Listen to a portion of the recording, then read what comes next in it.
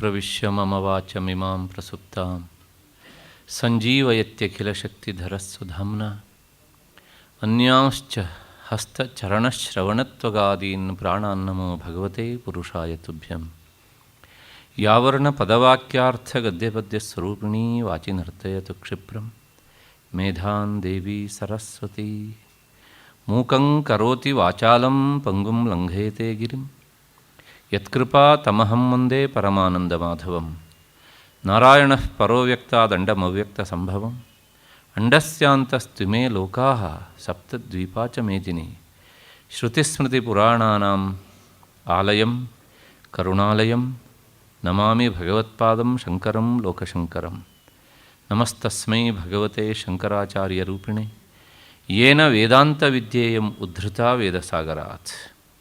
ನನ್ನ ಭಗವದ್ಗೀತಾ ಬಂಧುಗಳೇ ಹಾಗೂ ಎಲ್ಲ ಶ್ರೋತೃ ಬಂಧುಗಳೇ,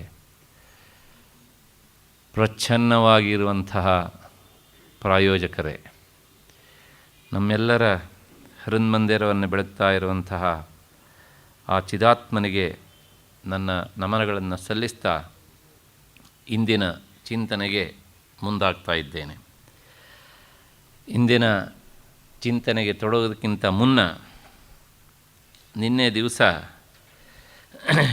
ನಾನು ಹೇಳಿದ ಉಪನ್ಯಾಸದ ಅಂಶಗಳ ಮೇಲೆ ಒಬ್ಬರು ಒಂದು ಪ್ರಶ್ನೆಯನ್ನು ಕೇಳಿದ್ದಾರೆ. ಆ ಪ್ರಶ್ನೆ ಅದು ಚಿಂತನೆಗೆ ಯೋಗ್ಯವಾದ ಪ್ರಶ್ನೆ ಆದ್ದರಿಂದ ನಾನು ಸಭೆಯಲ್ಲಿ ಅದಕ್ಕೆ ಉತ್ತರಿಸ್ತೇನೆ ಅಂತ ಹೇಳಿದ್ದೇನೆ. ಈ ಎರಡನೆಯ ಶ್ಲೋಕಕ್ಕೆ ಸಂಬಂಧಪಟ್ಟ ಹಾಗೆ ಪ್ರಶ್ನೆ: ಇದಂ ಜ್ಞಾನಮುಪಾಶ್ರಿತ್ಯ ಮಮ ಸಾಧರ್ಮ್ಯಮಾಗತಾಃ ಸರ್ಗೇಪಿ ನೋಪಜಾಲಯಂತೆ ಪ್ರಳಯೇ ನ ವ್ಯಥಂತಿ ಚ. ಈ ಅಮಾನಿತ್ವಾದಿ ಜ್ಞಾನ ಸಾಧನೆಗಳನ್ನು ಅನುಷ್ಠಾನದಲ್ಲಿ ಇರಿಸಿಕೊಂಡು ಯಾರು ನನ್ನ ಸ್ವರೂಪವನ್ನು ಪಡೆದುಕೊಳ್ತಾರೋ ಅವರು ಸೃಷ್ಟಿಯಲ್ಲಿ ಹುಟ್ಟುವುದಿಲ್ಲ, ಪ್ರಳಯದಲ್ಲಿ ವ್ಯಥೆ ಪಡುವುದಿಲ್ಲ. ಯಾಕೆಂದರೆ ಅವರಿಗೆ ಹುಟ್ಟಿನ ನಂಟು ಇಲ್ಲ, ಹಾಗಾಗಿ ಸಾವಿನ ಗಂಟು ಬಿಡಿಸಿ ಹೋಗ್ತದೆ. ಅವರ ಸಂಶಯ ಹೀಗಿತ್ತು. ಹೌದು, ಇದು ಜ್ಞಾನಿಗೆ ಹೇಳಿದ ಮಾತು. ಆದರೆ ಎಲ್ಲರೂ ಈ ಒಂದು ಮಾರ್ಗವನ್ನು ಹಿಡಿಲಿಕ್ಕಾಗೋದಿಲ್ಲ. ಆ ಪ್ರಳಯ 3,40,000 ಶತಕೋಟಿ ವರ್ಷ ಅಂತ ನಾವು ಲೆಕ್ಕ ಹಾಕಿದ್ವಲ್ಲ, ಆಗ ಪ್ರಳಯ ಆಗ್ತದೆ. ಜೀವಿಗಳ ಕರ್ಮವಶಾತ್ ಇವರೆಲ್ಲರೂ ಹುಟ್ಟಿರ್ತಾರೆ. ಪ್ರಳಯ ಆದಾಗ ಇವರೆಲ್ಲರೂ ಸಹ ಸಾಯ್ತಾರೆ, ಮುಕ್ತರಾಗೋದಿಲ್ಲ. ಆಗ ಇವರು ಹೇಗೆ ಇರ್ತಾರೆ ಅನ್ನೋದು ಪ್ರಶ್ನೆ. ಯಾಕೆ ಮುಕ್ತರಾಗೋದಿಲ್ಲ? ಮತ್ತು ಇಲ್ಲಿ ಇರೋದಕ್ಕೆ ಬೇಕಾದಂತಹದ್ದು ಯಾವುದೂ ಇರೋದಿಲ್ಲ ಅಲ್ವಾ? ಹಾಗಿದ್ದಾಗ ಅವರು ಯಾವ ರೀತಿಯಲ್ಲಿ ಇರ್ತಾರೆ? ಅಥವಾ ಇರೋದೇ ಇಲ್ವೋ? ಇರೋದೇ ಇಲ್ಲ ಅಂತಾದರೆ ಪ್ರಳಯದ ಜೊತೆಗೆ ಮುಕ್ತರಾದರು ಅಂತ ಹೇಳಬೇಕು. ಆವಾಗ ನಾವು ಯಾರು ಮೋಕ್ಷಕ್ಕಾಗಿ ಪ್ರಯತ್ನ ಮಾಡೋ ಅವಶ್ಯಕತೆ ಇಲ್ಲ. ಪ್ರಳಯ ಆಗೋ ತನಕ ಹುಟ್ಟೋದು ಸಾಯೋದು, ಹುಟ್ಟೋದು ಸಾಯೋದು ಹಾಕ್ಕೊಂಡು ಪ್ರಳಯದ ಜೊತೆಗೆ ನಾವು ಮುಕ್ತರಾಗ್ತೇವೆ ಅಂತ ಹೇಳ್ಬೋದು. ಇಲ್ಲ ಅಂತಾದರೆ ಅದಕ್ಕೆ ಶಾಸ್ತ್ರ ಏನು ವ್ಯವಸ್ಥೆ ಮಾಡಿದೆ?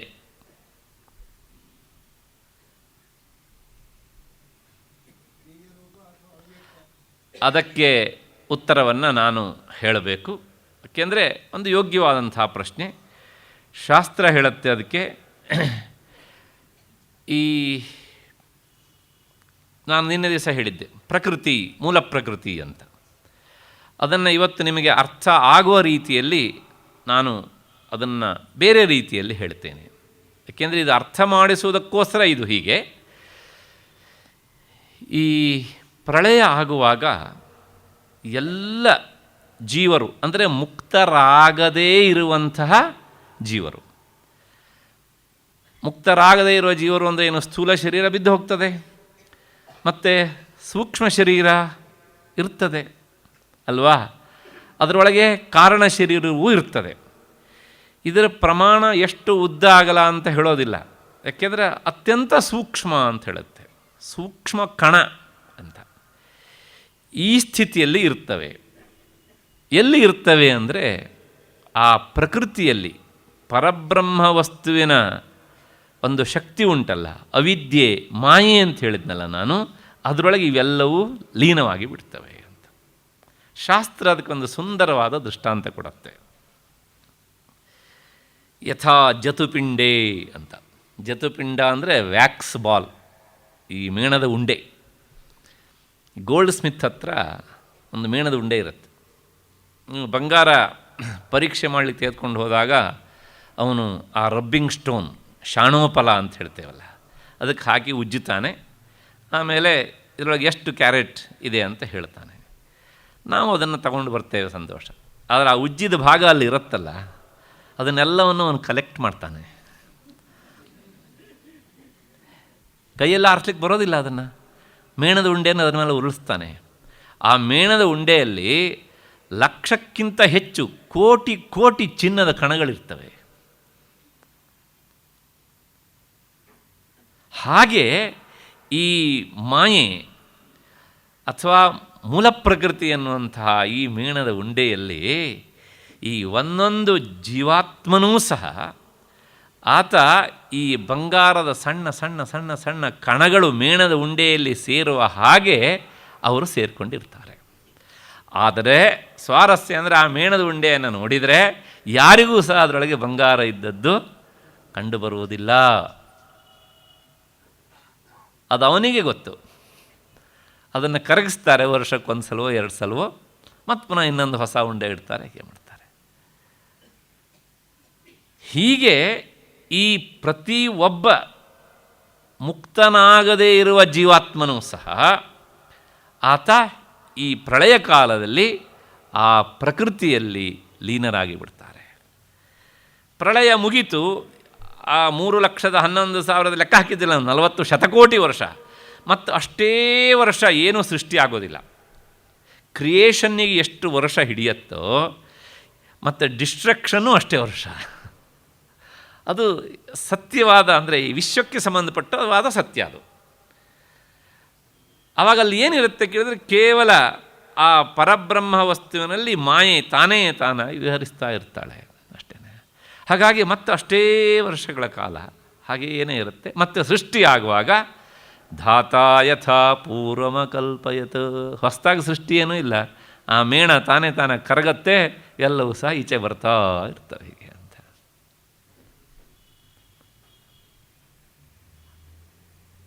ಇದು ಶಾಸ್ತ್ರ ಕೊಡುವಂಥದ್ದು. ಅಂದರೆ ಮುಕ್ತರಾಗದೇ ಇರುವಾಗ, ಪ್ರಳಯಕ್ಕೆ ತುತ್ತಾದಾಗ ಜೀವಿಗಳು ಎಲ್ಲೂ ಹೋಗ್ತವೆ? ಎಲ್ಲೂ ಹೋಗಲ್ಲ, ಇಲ್ಲೇ ಇರ್ತವೆ. ಹೇಗೆ ಅಂದರೆ, ಈಗ ಕಣ್ಣಿಗೆ ಕಾಣ್ತಾ ಇದ್ದರು, ಆಗ ಕಣ್ಣಿಗೆ ಕಾಣೋದಿಲ್ಲ. ಈಗಲೂ ನಾವು ಮಾಯೆಯಲ್ಲೇ ಬದುಕ್ತಾ ಇದ್ದೇವೆ, ಆಗಲೂ ಮಾಯೆಯಲ್ಲೇ ಇರ್ತೇವೆ. ವ್ಯತ್ಯಾಸ ಏನು ಕೇಳಿದರೆ, ಸ್ಥೂಲ ಶರೀರ ಒಂದು ಇರೋದಿಲ್ಲ ಅಷ್ಟೇ. ಇದು ಶಾಸ್ತ್ರ ಕೊಡುವ ಸಮಾಧಾನ. ಈ ಉದಾಹರಣೆ ನಿಮಗೆ ಇಷ್ಟ ಆದರೆ ನೆನಪಿಟ್ಕೊಳ್ಳಿ, ಅದು ಇಲ್ಲದೇ ಇದ್ದರೆ ಬೇರೆ ಉದಾಹರಣೆ ಕೊಡ್ತೇನೆ.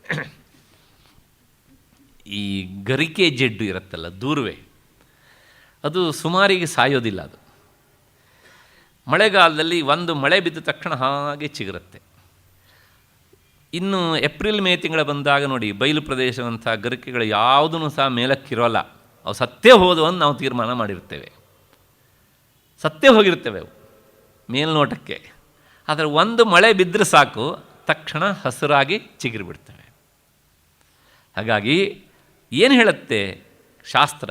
ಕಣ್ಣಿಗೆ ಕಾಣದೇ ಇರುವುದು ಎಲ್ಲವುದೂ ಇಲ್ಲ ಅಂತ ತೀರ್ಮಾನಕ್ಕೆ ಬರಬೇಡ. ಅವೆಲ್ಲ ಸೂಕ್ಷ್ಮ ಭಾವದಲ್ಲಿ ಇರ್ತವೆ. ಬೇಕಷ್ಟು ಉದಾಹರಣೆಯನ್ನು ಇದಕ್ಕೆ ಕೊಡಬಹುದು ನಾವು. ಹಾಗಾಗಿ ಆ ಪ್ರಳಯ ಕಾಲದಲ್ಲಿ ಏನು ಆಗತ್ತೆ ಅಂದರೆ ಹೀಗಾಗತ್ತೆ ಅಷ್ಟೇ. ಅಷ್ಟು ಹಿನ್ನೆಲೆಯಲ್ಲಿ ಅವರ ಪ್ರಶ್ನೆಗೆ ಉತ್ತರ ಹೇಳಿದ್ದೇನೆ ಅಂತ ಭಾವಿಸ್ತಾ, ಮತ್ತು ಈಗ ಇನ್ನೊಬ್ಬರು ಒಂದು ಪ್ರಶ್ನೆಯನ್ನು ಕೇಳಿದ್ದಾರೆ.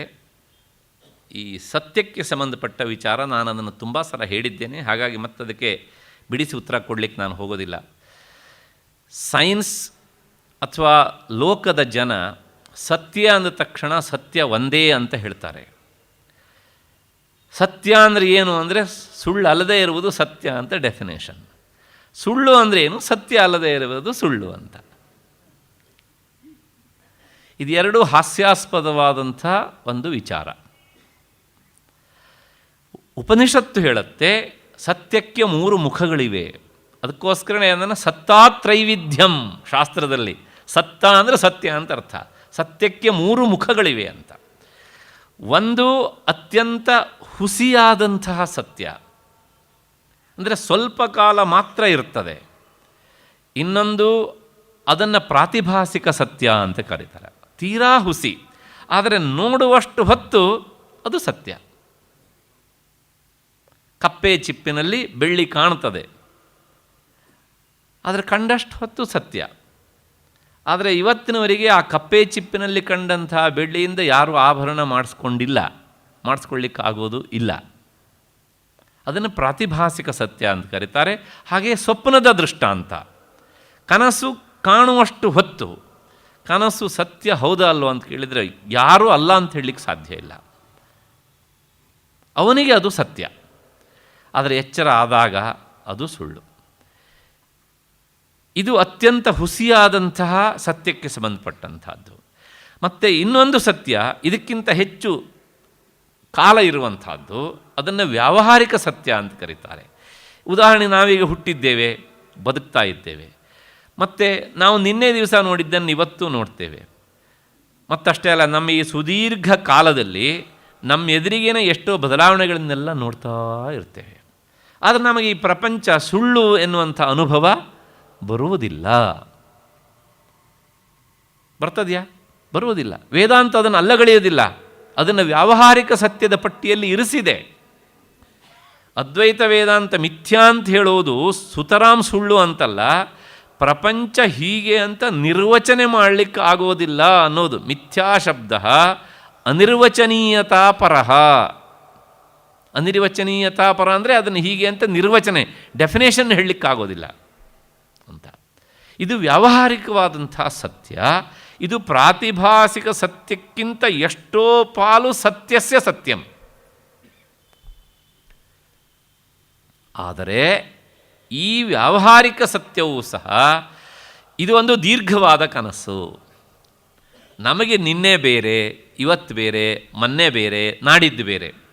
ಆದರೆ ಈ ಹುಟ್ಟಿನಿಂದ ಹಿಡಿದು ಸಾಯುವನವರಿಗೆ ಈ ಲೆಂತಿ ಪೀರಿಯಡ್ ಏನುಂಟಲ್ಲ, ಇದೆಲ್ಲವೂ ಒಂದು ಅಖಂಡವಾದ ಸ್ವಪ್ನ. ಹಾಗಾಗಿ ನಮಗಿದು ಸುಳ್ಳು ಅಂತ ಅನುಭವಕ್ಕೆ ಬರುವುದಿಲ್ಲ.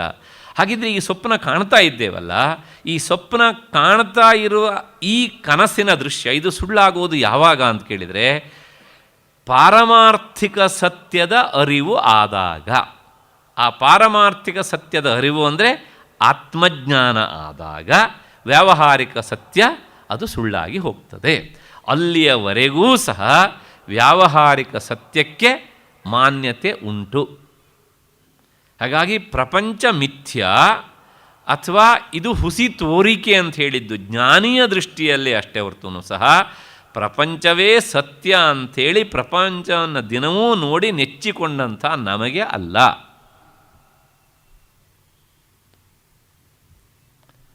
ಆದರೆ ಉಪನಿಷತ್ತು ಸತ್ಯ ತ್ರೈವಿಧ್ಯವನ್ನು ಹೇಳಿದೆ. ಅದ್ವೈತ ವೇದಾಂತ ಇದನ್ನು ಪದೇ ಪದೇ ಹೇಳ್ತಾ ಬಂದಿದೆ. ಬೇರೆಯವರು ಒಪ್ಕೊಳ್ಳೋದು ಬಿಡೋದು ಅದು ಅವರಿಗೆ ಬಿಟ್ಟಿದ್ದು. ಯಾಕೆಂದರೆ ಒಂದೊಂದು ಶಾಸ್ತ್ರಕ್ಕೆ ಒಂದೊಂದು ಸಿದ್ಧಾಂತ ಇರ್ತದೆ, ಅದು ಲಾಜಿಕ್ಕಿಂದ ತೀರ್ಮಾನ ಆಗುವುದಿಲ್ಲ. ಇಷ್ಟು ಬಿಡಿಸಿ ಬಿಡಿಸಿ ಹೇಳುತ್ತೆ ಶಾಸ್ತ್ರ. ಪಾರಮಾರ್ಥಿಕ ಸತ್ಯ ಅತ್ಯಂತ ದೊಡ್ಡದು. ಆ ಸತ್ಯವನ್ನು ಕಂಡವನಿಗೆ ವ್ಯಾವಹಾರಿಕ ಸತ್ಯವೂ ಇಲ್ಲ, ಪ್ರಾತಿಭಾಸಿಕ ಸತ್ಯವೂ ಇಲ್ಲ. ಹೇಗೆ ಅಂದರೆ, ಎಚ್ಚರ ಆದವನಿಗೆ ಕನಸು ಹೇಗೆ ಸುಳ್ಳೋ ಅವನಿಗೆ ಈ ವ್ಯಾವಹಾರಿಕ ಪ್ರಪಂಚದ ಈ ಪ್ರಪಂಚವೇ ಇದು ಸ್ವಪ್ನ ತುಲ್ಯ, ಇದು ಸ್ವಪ್ನ ಸಮಾನ. ಹಾಗಾಗಿ ಇದಿಷ್ಟನ್ನು ಶಾಸ್ತ್ರ ಹೇಳುತ್ತೆ. ಅವರು ಕೇಳಿದಂತಹ ಪ್ರಶ್ನೆಗೆ ನಾನು ಉತ್ತರ ಕೊಡಬೇಕಾಗುತ್ತೆ. ಹಿಂದೂ ಇದನ್ನು ಹೇಳಿದ್ದೆ, ಇನ್ನೊಮ್ಮೆ ಇದನ್ನು ನೆನಪಿಸ್ತಾ ಇದ್ದೇನೆ. ಅದಕ್ಕೋಸ್ಕರ ಭಗವತ್ಪಾದರು ಒಂದು ಕಡೆಗೆ ಒಂದು ಮಾತು ಹೇಳ್ತಾರೆ, ತರ್ಕವನ್ನು ನೀನು ಮಾಡು, ಲಾಜಿಕ್ಕನ್ನು ಮಾಡು, ಆದರೆ ಶ್ರುತಿಮತಸ್ತರ್ಕೋ ಅನುಸಂಧೀಯತಾಂ. ನಿನ್ನ ಹಿಂದೆ ಉಪನಿಷತ್ತು ಏನು ಹೇಳುತ್ತೋ ಅದರ ಹೇಳಿಕೆಯ ಮೇಲೆ ನೀನು ತರ್ಕವನ್ನು ಮಾಡು ಅಂತ ಹೇಳುತ್ತೆ. ಇದನ್ನು ಎಲ್ಲರೂ ಹೇಳ್ತಾರೆ. ಯಾಕೆಂದರೆ ಒಬ್ಬನಲ್ಲದೆ ಜಗಕ್ಕೆ ಇಬ್ಬರು ಇರಬಹುದೇ ಅಂತ. ಸತ್ಯ ಒಂದೇ, ಒಬ್ಬನೇ ದೇವ. ಅಷ್ಟು ಹಿನ್ನೆಲೆಯಲ್ಲಿ ಈ ವಿಚಾರ ಸಾಕು ಅಂತ ಅಂದ್ಕೊಂಡು ಮತ್ತು ಇವತ್ತು ನಾವು ನೋಡಬೇಕಾದಂಥದ್ದು ಈ ಗುಣಗಳು ಏನನ್ನು ಮಾಡ್ತವೆ, ಹೇಗೆ ನಮ್ಮನ್ನು ಬಂಧಿಸ್ತವೆ ಅಂತ ನೋಡಬೇಕು. ಅದರೊಳಗೆ ಮೊದಲು ನಮ್ಮನ್ನು ಬಂಧಿಸುವಂಥವುಗಳಲ್ಲಿ ಸತ್ವಗುಣದ ಬಗ್ಗೆ ಹೇಳ್ತಾರೆ ವೇದವ್ಯಾಸರು. ಗೀತಾಚಾರ್ಯ ಅದನ್ನು ಅರ್ಜುನನಿಗೆ ಹೇಳಿದ. ತತ್ರ ಸತ್ವಂ ನಿರ್ಮಲತ್ವಾತ್ ಪ್ರಕಾಶಕಂ ಅನಾಮಯಂ ಸುಖ ಸಂಗೇನ ಬಧ್ನಾತಿ ಜ್ಞಾನ ಸಂಗೇನ ಚಾನಘ. ಅನಘ, ಅಘ ಅಂದರೆ ಪಾಪ, ಅನಘ ಅಂದರೆ ಪಾಪರಹಿತ. ಕೃಷ್ಣ ಅರ್ಜುನನ್ನು ಸಂಬೋಧಿಸ್ತಾ ಇದ್ದಾನೆ, ಹೇ ಪಾಪರಹಿತನಾದ ಅರ್ಜುನ ಅಂತ. ಅಬ್ಬ, ಅವನೇನು ಪಾಪ ಮಾಡಿದ್ನಪ್ಪ? ಅವನು ಪಾಪ ಮಾಡಿದ್ದಿದ್ರೆ ನೀನು ಪಾಪರಹಿತ ಅಂತ ಹೇಳಬೇಕಲ್ವಾ? ಇಲ್ಲ, ಇವತ್ತು ಪಾಪ ಇಲ್ಲ, ಹಾಗರ್ಥ ಅಲ್ಲ, ಶುದ್ಧ ಅಂತ ಅರ್ಥ. ಅಂದರೆ ಪರಿಶುದ್ಧ ಹೃದಯದವನೇ ಅಂತ. ಅವನು ಅಷ್ಟೋ ಇಷ್ಟೋ ಪರಿಶುದ್ಧ ಹೃದಯದವನು ಆಗದೇ ಇದ್ದದ್ದಿದ್ದರೆ ಗೀತೋಪದೇಶಕ್ಕೆ ಅರ್ಹನಾಗ್ತಿದ್ನ? ಆದ್ದರಿಂದ ಕೃಷ್ಣನ ಮಾತಿನಲ್ಲಿಯೇ ಉಂಟು ಅದಕ್ಕೆ ಉತ್ತರ. ಅನಘ ಅಂದರೆ ಪರಿಶುದ್ಧ ಹೃದಯದವನೇ ಅಂತರ್ಥ. ಅರ್ಜುನ ತತ್ರ ಅಂದರೆ ಅವುಗಳಲ್ಲಿ ಅಂದರೆ ಸತ್ವ, ರಜಸ್ಸು, ತಮಸ್ಸು, ಈ ಮೂರು ಗುಣಗಳಲ್ಲಿ ಸತ್ವಗುಣ ಅದು ಸ್ಫಟಿಕದಂತೆ ನಿರ್ಮಲವಾದದ್ರಿಂದ ವಸ್ತು ಪ್ರಕಾಶವೂ ಮತ್ತು ನಿರುಪದ್ರವವೂ ಆಗಿದೆ. ಪಾಪರಹಿತನಾದ ಅರ್ಜುನ ಅದು ಸುಖಾಸಕ್ತಿಯನ್ನು ಮತ್ತು ಜ್ಞಾನಾಸಕ್ತಿಯನ್ನು ಉಂಟು ಮಾಡಿ ಆತ್ಮನನ್ನು ಬಂಧಿಸ್ತದೆ, ಆತ್ಮನನ್ನು, ಜೀವಾತ್ಮನನ್ನು. ಇದಿಷ್ಟು ಈ ಶ್ಲೋಕದ ಶಬ್ದಶಃ ಅರ್ಥ. ಇಲ್ಲೊಂದು ಶಬ್ದ ಉಂಟು, ತತ್ರ ಅಂದರೆ ಅಲ್ಲಿ ಅಂತ. ಅಲ್ಲಿ ಅಂದರೆ ಓ ಅಲ್ಲಿ ಅಂತಲ್ಲ, ಏಕೆಂದರೆ ನಿನ್ನೆ ದಿವಸ ಬಂದಿತ್ತು ಸತ್ವಂ ರಜಸ್ತಮ ಇತಿ ಗುಣಾ ಪ್ರಕೃತಿ ಸಂಭವ ಅಂತ. ಈ ಮೂರರಲ್ಲಿ ಅಂತ ಅರ್ಥ. ಸತ್ವ, ರಜಸ್ಸು, ತಮಸ್ಸು, ಈ ಮೂರು ಗುಣಗಳಲ್ಲಿ ಸತ್ವಗುಣ ಹೇಗಿದೆ ಅನ್ನೋದನ್ನು ಈ ಶ್ಲೋಕದಲ್ಲಿ, ಮತ್ತು ಅದು ಏನು ಮಾಡ್ತದೆ ಅನ್ನೋದನ್ನು ಈ ಶ್ಲೋಕದಲ್ಲಿ ತಿಳಿಸಿಕೊಡ್ತಾರೆ. ಅದರ ಸ್ವಭಾವ ಹೇಗೆ ಅಂದರೆ ನಿರ್ಮಲತ್ವಾತ್, ಅದು ಎವರ್ ಪ್ಯೂರ್, ಸದಾ ಅದು ಹೇಗುಂಟು ಸ್ಫಟಿಕದಂತೆ ನಿರ್ಮಲವಾಗಿದೆ ಅಂತ. ಹಾಗಾಗಿ ಈ ಸತ್ವಗುಣ ಅಷ್ಟೇ ಪರಿಶುದ್ಧವಾದದ್ದು ಮತ್ತು ಅದರಲ್ಲಿ ಯಾವುದೇ ಕೊಳೆಯೂ ಇಲ್ಲ. ಹಾಗಾಗಿಯೇ ಅದು ಪ್ರಕಾಶಕ. ಪ್ರಕಾಶಕ ಅಂದರೆ ನಮಗೆ ಯಥಾರ್ಥ ಜ್ಞಾನವನ್ನು ಕೊಡ್ತದೆ, ವಸ್ತುವನ್ನು ಇದು ಹೀಗೆ ಅಂತ ನಮಗೆ ತೋರಿಸಿಕೊಡ್ತದೆ. ಮತ್ತು ಅದು ಯಾವುದೇ ಉಪದ್ರವವನ್ನು ನಮ್ಮ ತಂದು ಕೊಡೋದಿಲ್ಲ, ಉಪದ್ರವಗಳಿಂದ ನಮ್ಮನ್ನು ಬಿಡಿಸ್ತದೆ. ಅದು ನಿರುಪದ್ರವ, ಅನಾಮಯ. ಆಮಯ ಅಂದರೆ ರೋಗ ಅಂತ ಅರ್ಥ, ಅದರ ಶಬ್ದಶಃ ಅರ್ಥ. ನಿರಾಮಯ ಅಂದರೆ ಅಥವಾ ಅನಾಮಯ ಅಂದರೆ ರೋಗ ಇಲ್ಲದೇ ಇರುವುದು, ತೊಂದರೆ ಕೊಡದೇ ಇರುವುದು ಅಂತ ಅರ್ಥ. ತೊಂದರೆ ಕೊಡದೇ ಇರುವುದು ಅಂದರೆ ಇದು ತೊಂದರೆ ಕೊಡುತ್ತೆ. ಹಾಗಿದ್ರೆ ರಜೋಗುಣಕ್ಕೂ ತಮೋಗುಣಕ್ಕೂ ಹೋಲಿಸಿದರೆ ಇದು ಅನಾಮಯ. ಆದರೆ ಇದರ ನೆಲೆಯಲ್ಲೇ ನೋಡಿದಾಗ ಇದಕ್ಕೂ ಸಹ ಒಂದಿಷ್ಟು ತೊಂದರೆ ಕೊಡುವಂಥ ಶಕ್ತಿ ಉಂಟು. ಏಕೆಂದರೆ ನಾವು ಅದನ್ನು ಬಿಡಿಸಿ ತಿಳಿದುಕೊಳ್ಳೋದಕ್ಕೆ ಹೊರಟಿದ್ದೇವಲ್ಲ, ಹಾಗಾಗಿ ಭಾಳ ಸೂಕ್ಷ್ಮವಾಗಿ ಅದನ್ನು ವಿಚಾರ ಮಾಡಬೇಕು. ಮತ್ತಷ್ಟೇ ಅಲ್ಲ, ಇದು ಏನು ಮಾಡುತ್ತೆ, ಇದ್ರ ಕೆಲಸ ಏನು ನೋಡಿ. ಅದು ನಿರಾಮಯ, ನಿರ್ಮಲ, ಎಲ್ಲ ಸತ್ಯ. ಆದರೆ ಏನು ಮಾಡುತ್ತೆ ಕೇಳಿದರೆ ಸುಖ ಸಂಗೇನ ಬಧ್ನಾತಿ. ಈ ಸುಖದ ನಂಟಿನೊಂದಿಗೆ ಆತ್ಮನಿಗೆ ಗಂಟಾಕಿ ಬಿಡುತ್ತದೆ ಅಂತ. ಗಂಟಾಕಿ ಬಿಡ್ತದೆ, ಬಧ್ನಾತೀವ, ನಿನ್ನೆ ಹೇಳಿದ್ದನ್ನು ಮರಿಬೇಡಿ ಅಂತ. ಮತ್ತಿನ್ನೇನು ಮಾಡುತ್ತೆ ಅಂದರೆ ಜ್ಞಾನ ಸಂಗೇನ, ಜ್ಞಾನದ ಸಹವಾಸವನ್ನು ಉಂಟು ಮಾಡುತ್ತೆ. ಇದು ಎರಡು ಒಳ್ಳೆಯದೇ ಅಲ್ವಾ ಅಂತ ಒಂದು ಪ್ರಶ್ನೆ. ಹೌದು, ಒಳ್ಳೆಯದು ಹೌದು. ಯಾವುದು ಎರಡಕ್ಕೆ ಹೋಲಿಸಿದರೆ? ರಜೋಗುಣಕ್ಕೂ ತಮೋಗುಣಕ್ಕೂ ಹೋಲಿಸಿದರೆ. ಆದರೆ ಇದೂ ಸಹ ಒಂದು ಸಣ್ಣ ತೊಂದರೆಯನ್ನು ಉಂಟು ಮಾಡುತ್ತೆ. ಏನು ಅಂದರೆ ಮೊದಲನೇದಾಗಿ ಇದು ಪ್ರಕಾಶಕ. ಸತ್ವಗುಣ ಯಾರಲ್ಲಿ ಹೆಚ್ಚಾಗಿದೆಯೋ ಅವನಿಗೆ ವಸ್ತು ಪ್ರಕಾಶ ಅಂದರೆ ಏನು ಘಟನೆ ಇದೆಯಲ್ಲ ಅದರ ಯಥಾರ್ಥ ಜ್ಞಾನ ಆಗ್ತದೆ. ಇದು ಸರಿಯಾದದ್ದು ಎನ್ನುವಂಥ ತಿಳುವಳಿಕೆ ಅವನಿಗೆ ಬರ್ತದೆ. ಒಂದು ಸಣ್ಣ ಉದಾಹರಣೆ ಕೊಡ್ತೇನೆ. ಅದು ಪ್ರಕಾಶಕ, ಅಂದರೆ ಯಥಾರ್ಥ ಜ್ಞಾನವನ್ನು ಅದು ತಿಳಿಸಿಕೊಡ್ತದೆ. ಹಾಗಾಗಿ ನಿರ್ಮಲ ಎನ್ನುವಂತಹ ಶಬ್ದ ಪ್ರಯೋಗ. ಈಗ ಮಹಾಭಾರತ ಯುದ್ಧಕ್ಕಿಂತ ಮೊದಲು ದುರ್ಯೋಧನನು ಅರ್ಜುನನು ಇಬ್ಬರೂ ಸಹ ಕೃಷ್ಣನ ಸಹಾಯವನ್ನು ಕೇಳಲಿಕ್ಕೆ ಹೋದದ್ದು ನಿಮಗೆ ಗೊತ್ತು. ಕೃಷ್ಣನ ಸಾಮರ್ಥ್ಯದ ಅರಿವು ಅರ್ಜುನನಿಗೆ ಎಷ್ಟು ಇದೆಯೋ ಅದಕ್ಕಿಂತ ಹೆಚ್ಚು ದುರ್ಯೋಧನನಿಗೂ ಇದೆ ಅಲ್ವಾ?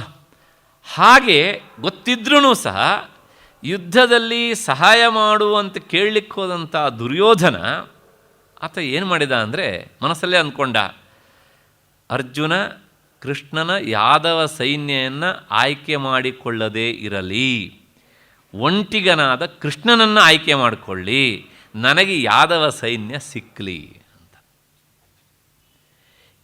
ನೋಡಿ, ಈ ಮಾತನ್ನು ಯಾರು ಹೇಳಬೇಕು ಅಂದರೆ, ಯಾವನಿಗೆ ಕೃಷ್ಣನ ಪರಾಕ್ರಮದ ಅರಿವು ಇಲ್ಲವೋ ಅವನು ಈ ಮಾತನ್ನು ಹೇಳಬೇಕು. ಕೃಷ್ಣ ದುರ್ಬಲ ಅಂತ ಭಾವಿಸಿಕೊಂಡವನು ಈ ಮಾತನ್ನು ಹೇಳಬೇಕು. ಆದರೆ ದುರ್ಯೋಧನನಿಗೆ ಕೃಷ್ಣ ದುರ್ಬಲ ಅಲ್ಲ, ಅತ್ಯಂತ ಸತ್ವಶಾಲಿ ಅನ್ನೋದಕ್ಕೆ ಸಾಕಷ್ಟು ಅನುಭವಗಳು ಆಗಿದ್ದವು. ಒಂದೆರಡು ಉದಾಹರಣೆ ಕೊಡ್ತೇನೆ.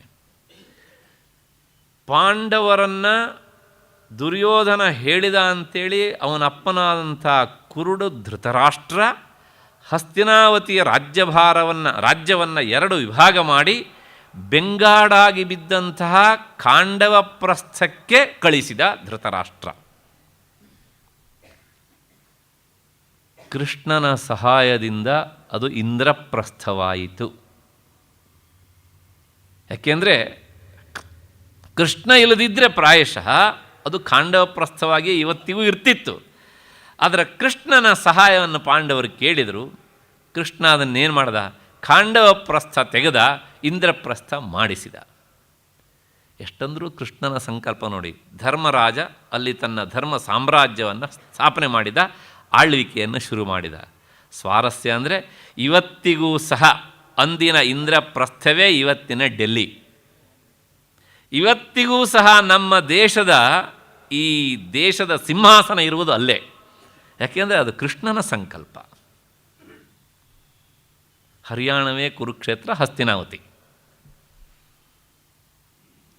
ಆದರೆ ಏನಾಯಿತು?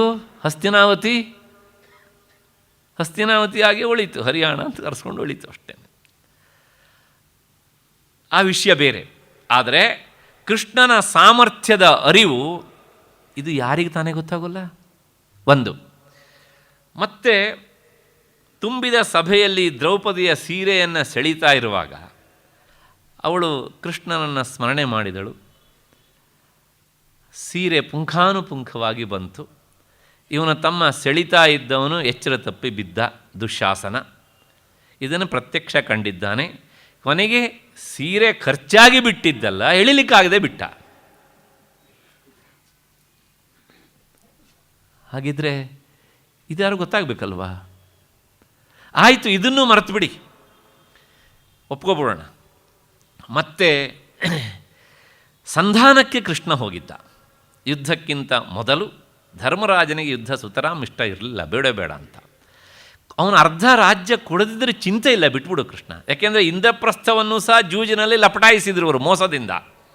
ಹಾಗಾಗಿ ಅಂಥ ಸ್ಥಿತಿಯಲ್ಲೂ ಸಹ ಪಾಂಡವರು ಮತ್ತು ಪುನಃ ಕಾಡಿಗೆ ಹೋದರು. ಆ ಒಪ್ಪಂದಕ್ಕೆ ಒಳಪಟ್ಟು ಮತ್ತೆ ಪುನಃ ಬಂದು ಕೇಳಿದಾಗ ಒಲ್ಲೆ ಅಂದ. ಕೊನೆಗೆ ಕೃಷ್ಣನನ್ನು ಕೊನೆಯದಾಗಿ ಕೇಳ್ಕೊಂಡು ಬಾ ಅಂಥೇಳಿ 5 ಗ್ರಾಮಗಳನ್ನು ಕೊಟ್ಟರೆ ನಾವು ನಿಶ್ಚಿಂತೆಯಿಂದ ಇರ್ತೇವೆ. ಯಾಕೆಂದ್ರೆ ನಮ್ಮ ಮೊದಲಿಂದನೂ ಭಿಕ್ಷೆ ಬೇಡಿ ಅಭ್ಯಾಸ ಇದೆ, ನಾವು ಹಾಗೆ ಬದುಕ್ತೇವೆ, ಪರವಾಗಿಲ್ಲ. ಆದರೆ ನಮ್ಮ ಮನೆಯನ್ನು ನಾವು ಒಡೆಯೋದು ಬೇಡ ಅಂತ ಹೇಳಿದ ಧರ್ಮರಾಜ. ಹಾಗೆ ಕೃಷ್ಣ ಸಂಧಾನಕ್ಕೆ ಹೋದಾಗ ದುರ್ಯೋಧನ ಏನು ಮಾಡಿದ? ಕೃಷ್ಣನನ್ನು ಬಂಧಿಸಲಿಕ್ಕೆ ಮುಂದಾದ. ಸ್ವಾರಸ್ಯ ಆಗಿತ್ತು ಅಂದರೆ ಕೃಷ್ಣನನ್ನು ಬಂಧಿಸಲಿಕ್ಕೆ ಮುಂದಾದ ಎಲ್ಲರೂ ಇವರೇ ಒಬ್ಬರನ್ನೊಬ್ಬರು ಬಂಧಿಸಿಕೊಂಡ್ರು. ಇಷ್ಟು ಗೊತ್ತಿದೆ. ಆದರೂ ಸಹ ಯುದ್ಧ ಆಗುವಾಗ ಆಯ್ಕೆ ಮಾಡ್ಕೊಳ್ಳಿಕ್ಕೆ ಹೋದದ್ದು ಯಾರನ್ನು? ಕೃಷ್ಣನನ್ನು ಬಿಟ್ಟು ಯಾದವ ಸೈನ್ಯ ನನ್ನ ಕೊಡುವು ಅಂತ ಕೇಳಲಿಕ್ಕೆ. ಅಂದರೆ ಅವನ ಇಂದ್ರಿಯಗಳು ಪ್ರಕಾಶವಾಗಿ ಇಲ್ಲ. ಈ ಹಿನ್ನೆಲೆಯಲ್ಲೇ ಇರಬೇಕು. ಪ್ರತ್ಯಕ್ಷ ಕಂಡದ್ದಿದ್ರೂ ಸಹ ಮತ್ತೆ ತಪ್ಪು ಮಾಡ್ತಾರಲ್ಲ, ಅವರಲ್ಲಿ ಸತ್ವಗುಣ ಉತ್ಕೃಷ್ಟ ಸ್ಥಿತಿಯಲ್ಲಿ ಇಲ್ಲ ಅಂತ ತೀರ್ಮಾನ ಮಾಡು. ಹಿರಿಯರು ಒಂದು ಮಾತು ಹೇಳ್ತಾರೆ, ಜಗತ್ತಿನಲ್ಲಿ ಇಬ್ಬರೇ ಪರಮ ಮೂರ್ಖರು ಅಂತ. ಇಬ್ಬರೇ, ಆಗ ನಾವು ಸಂತೋಷ ಪಡ್ಬೋದು. ಯಾರ್ಯಾರು ಅಂದರೆ, ದ್ವಾವೇವ ಮೂರ್ಖವು ಲೋಕೇಸ್ಮಿನ್ ದುರ್ಯೋಧನ ದಶಾನನೌ ಅಂತ. ಒಬ್ಬ ದುರ್ಯೋಧನ ಮೊದಲನೇವನು, ಯಾಕೆಂದರೆ ಇಷ್ಟೆಲ್ಲ ಈ ಹಗಲು ಸತ್ಯ ನೋಡಿದರೂ ಸಹ ಅವನು ರಾತ್ರಿ ಹೋಗಿ ಬಾವಿಯಲ್ಲಿ ಬಿದ್ದವನವನು. ಯಾಕೆ ಹೀಗಾಯಿತು? ಸತ್ವಗುಣ ಕೆಲಸ ಮಾಡಲಿಲ್ಲ. ಇನ್ನೊಬ್ಬ ರಾವಣ, ರಾಮನ ಪರಾಕ್ರಮ ಏನು ಅಂತ ಅವನು ನೋಡಿದ್ದ. ಇವನ ಕಡೆ ಖರದೂಷಣರು 14,000 ಜನರು ರಥ ಸಹಿತವಾಗಿ ಹೋಗಿದ್ದರು. ಏಕಶ್ಚ ರಾಮ ಧರ್ಮಾತ್ಮ, ಇವರಿಗೆಲ್ಲ ಯುದ್ಧ ಸಾಮಗ್ರಿ ಉಂಟು. ಆದರೆ ಅವನಿಗೆ ಏನುಂಟು ಕೇಳಿದರೆ ಒಂದೇ ಒಂದು ಕೋದಂಡ ಮತ್ತು ಬತ್ತಳಿಕೆ, ಯುದ್ಧಕ್ಕೆ ರಥ ಇಲ್ಲ. ಯಾಕೆ? ಅವನು ವನವಾಸಿ, ಅವನು ನೆಲದ ಮೇಲೆ ನಿಂತು ಯುದ್ಧ ಮಾಡಿದವನು. ಇಂತಹ ರಾಮ ಒಂದು ಕಡೆ ಇಟ್ಕೊಳ್ಳಿ. ಮತ್ತಷ್ಟೇ ಅಲ್ಲ, ಮನುಷ್ಯ ಸಾಮಾನ್ಯರು ಸಮುದ್ರವನ್ನು ದಾಟಲಿಕ್ಕೆ ಆಗದೇ ಇರುವಂಥ ಸ್ಥಿತಿಯಲ್ಲಿ ಸಾಮಾನ್ಯ ಕೋತಿಗಳು, ಅವರೇ ಇಂಜಿನಿಯರ್ಸ್, ಅವ್ರನ್ನ ಇಟ್ಕೊಂಡು ಸಮುದ್ರಕ್ಕೆ ಸೇತುವೆ ಕಟ್ಟಿ ಯುದ್ಧ ಮಾಡಿ ಆದಮೇಲೂ ಸಹ ಇಷ್ಟೆಲ್ಲ ಜನರನ್ನು ತನ್ನ ಕಡೆಯವ್ರನ್ನ ಕಳ್ಕೊಂಡ್ರೂ ಸಹ ತಾನು ಯುದ್ಧ ಮಾಡಬೇಕು ಅಂತ ತೀರ್ಮಾನ ಮಾಡಿದನಲ್ಲ. ಸೀತೆಯನ್ನು ವಾಪಸ್ ಕೊಡಲಿಕ್ಕೆ ಇಷ್ಟಪಡಲಿಲ್ಲವಲ್ಲ. ವಾಸ್ ಈ ನಾಟ್ ಎ ಫೂಲ್ ಅಂತ ಕೇಳುತ್ತೆ.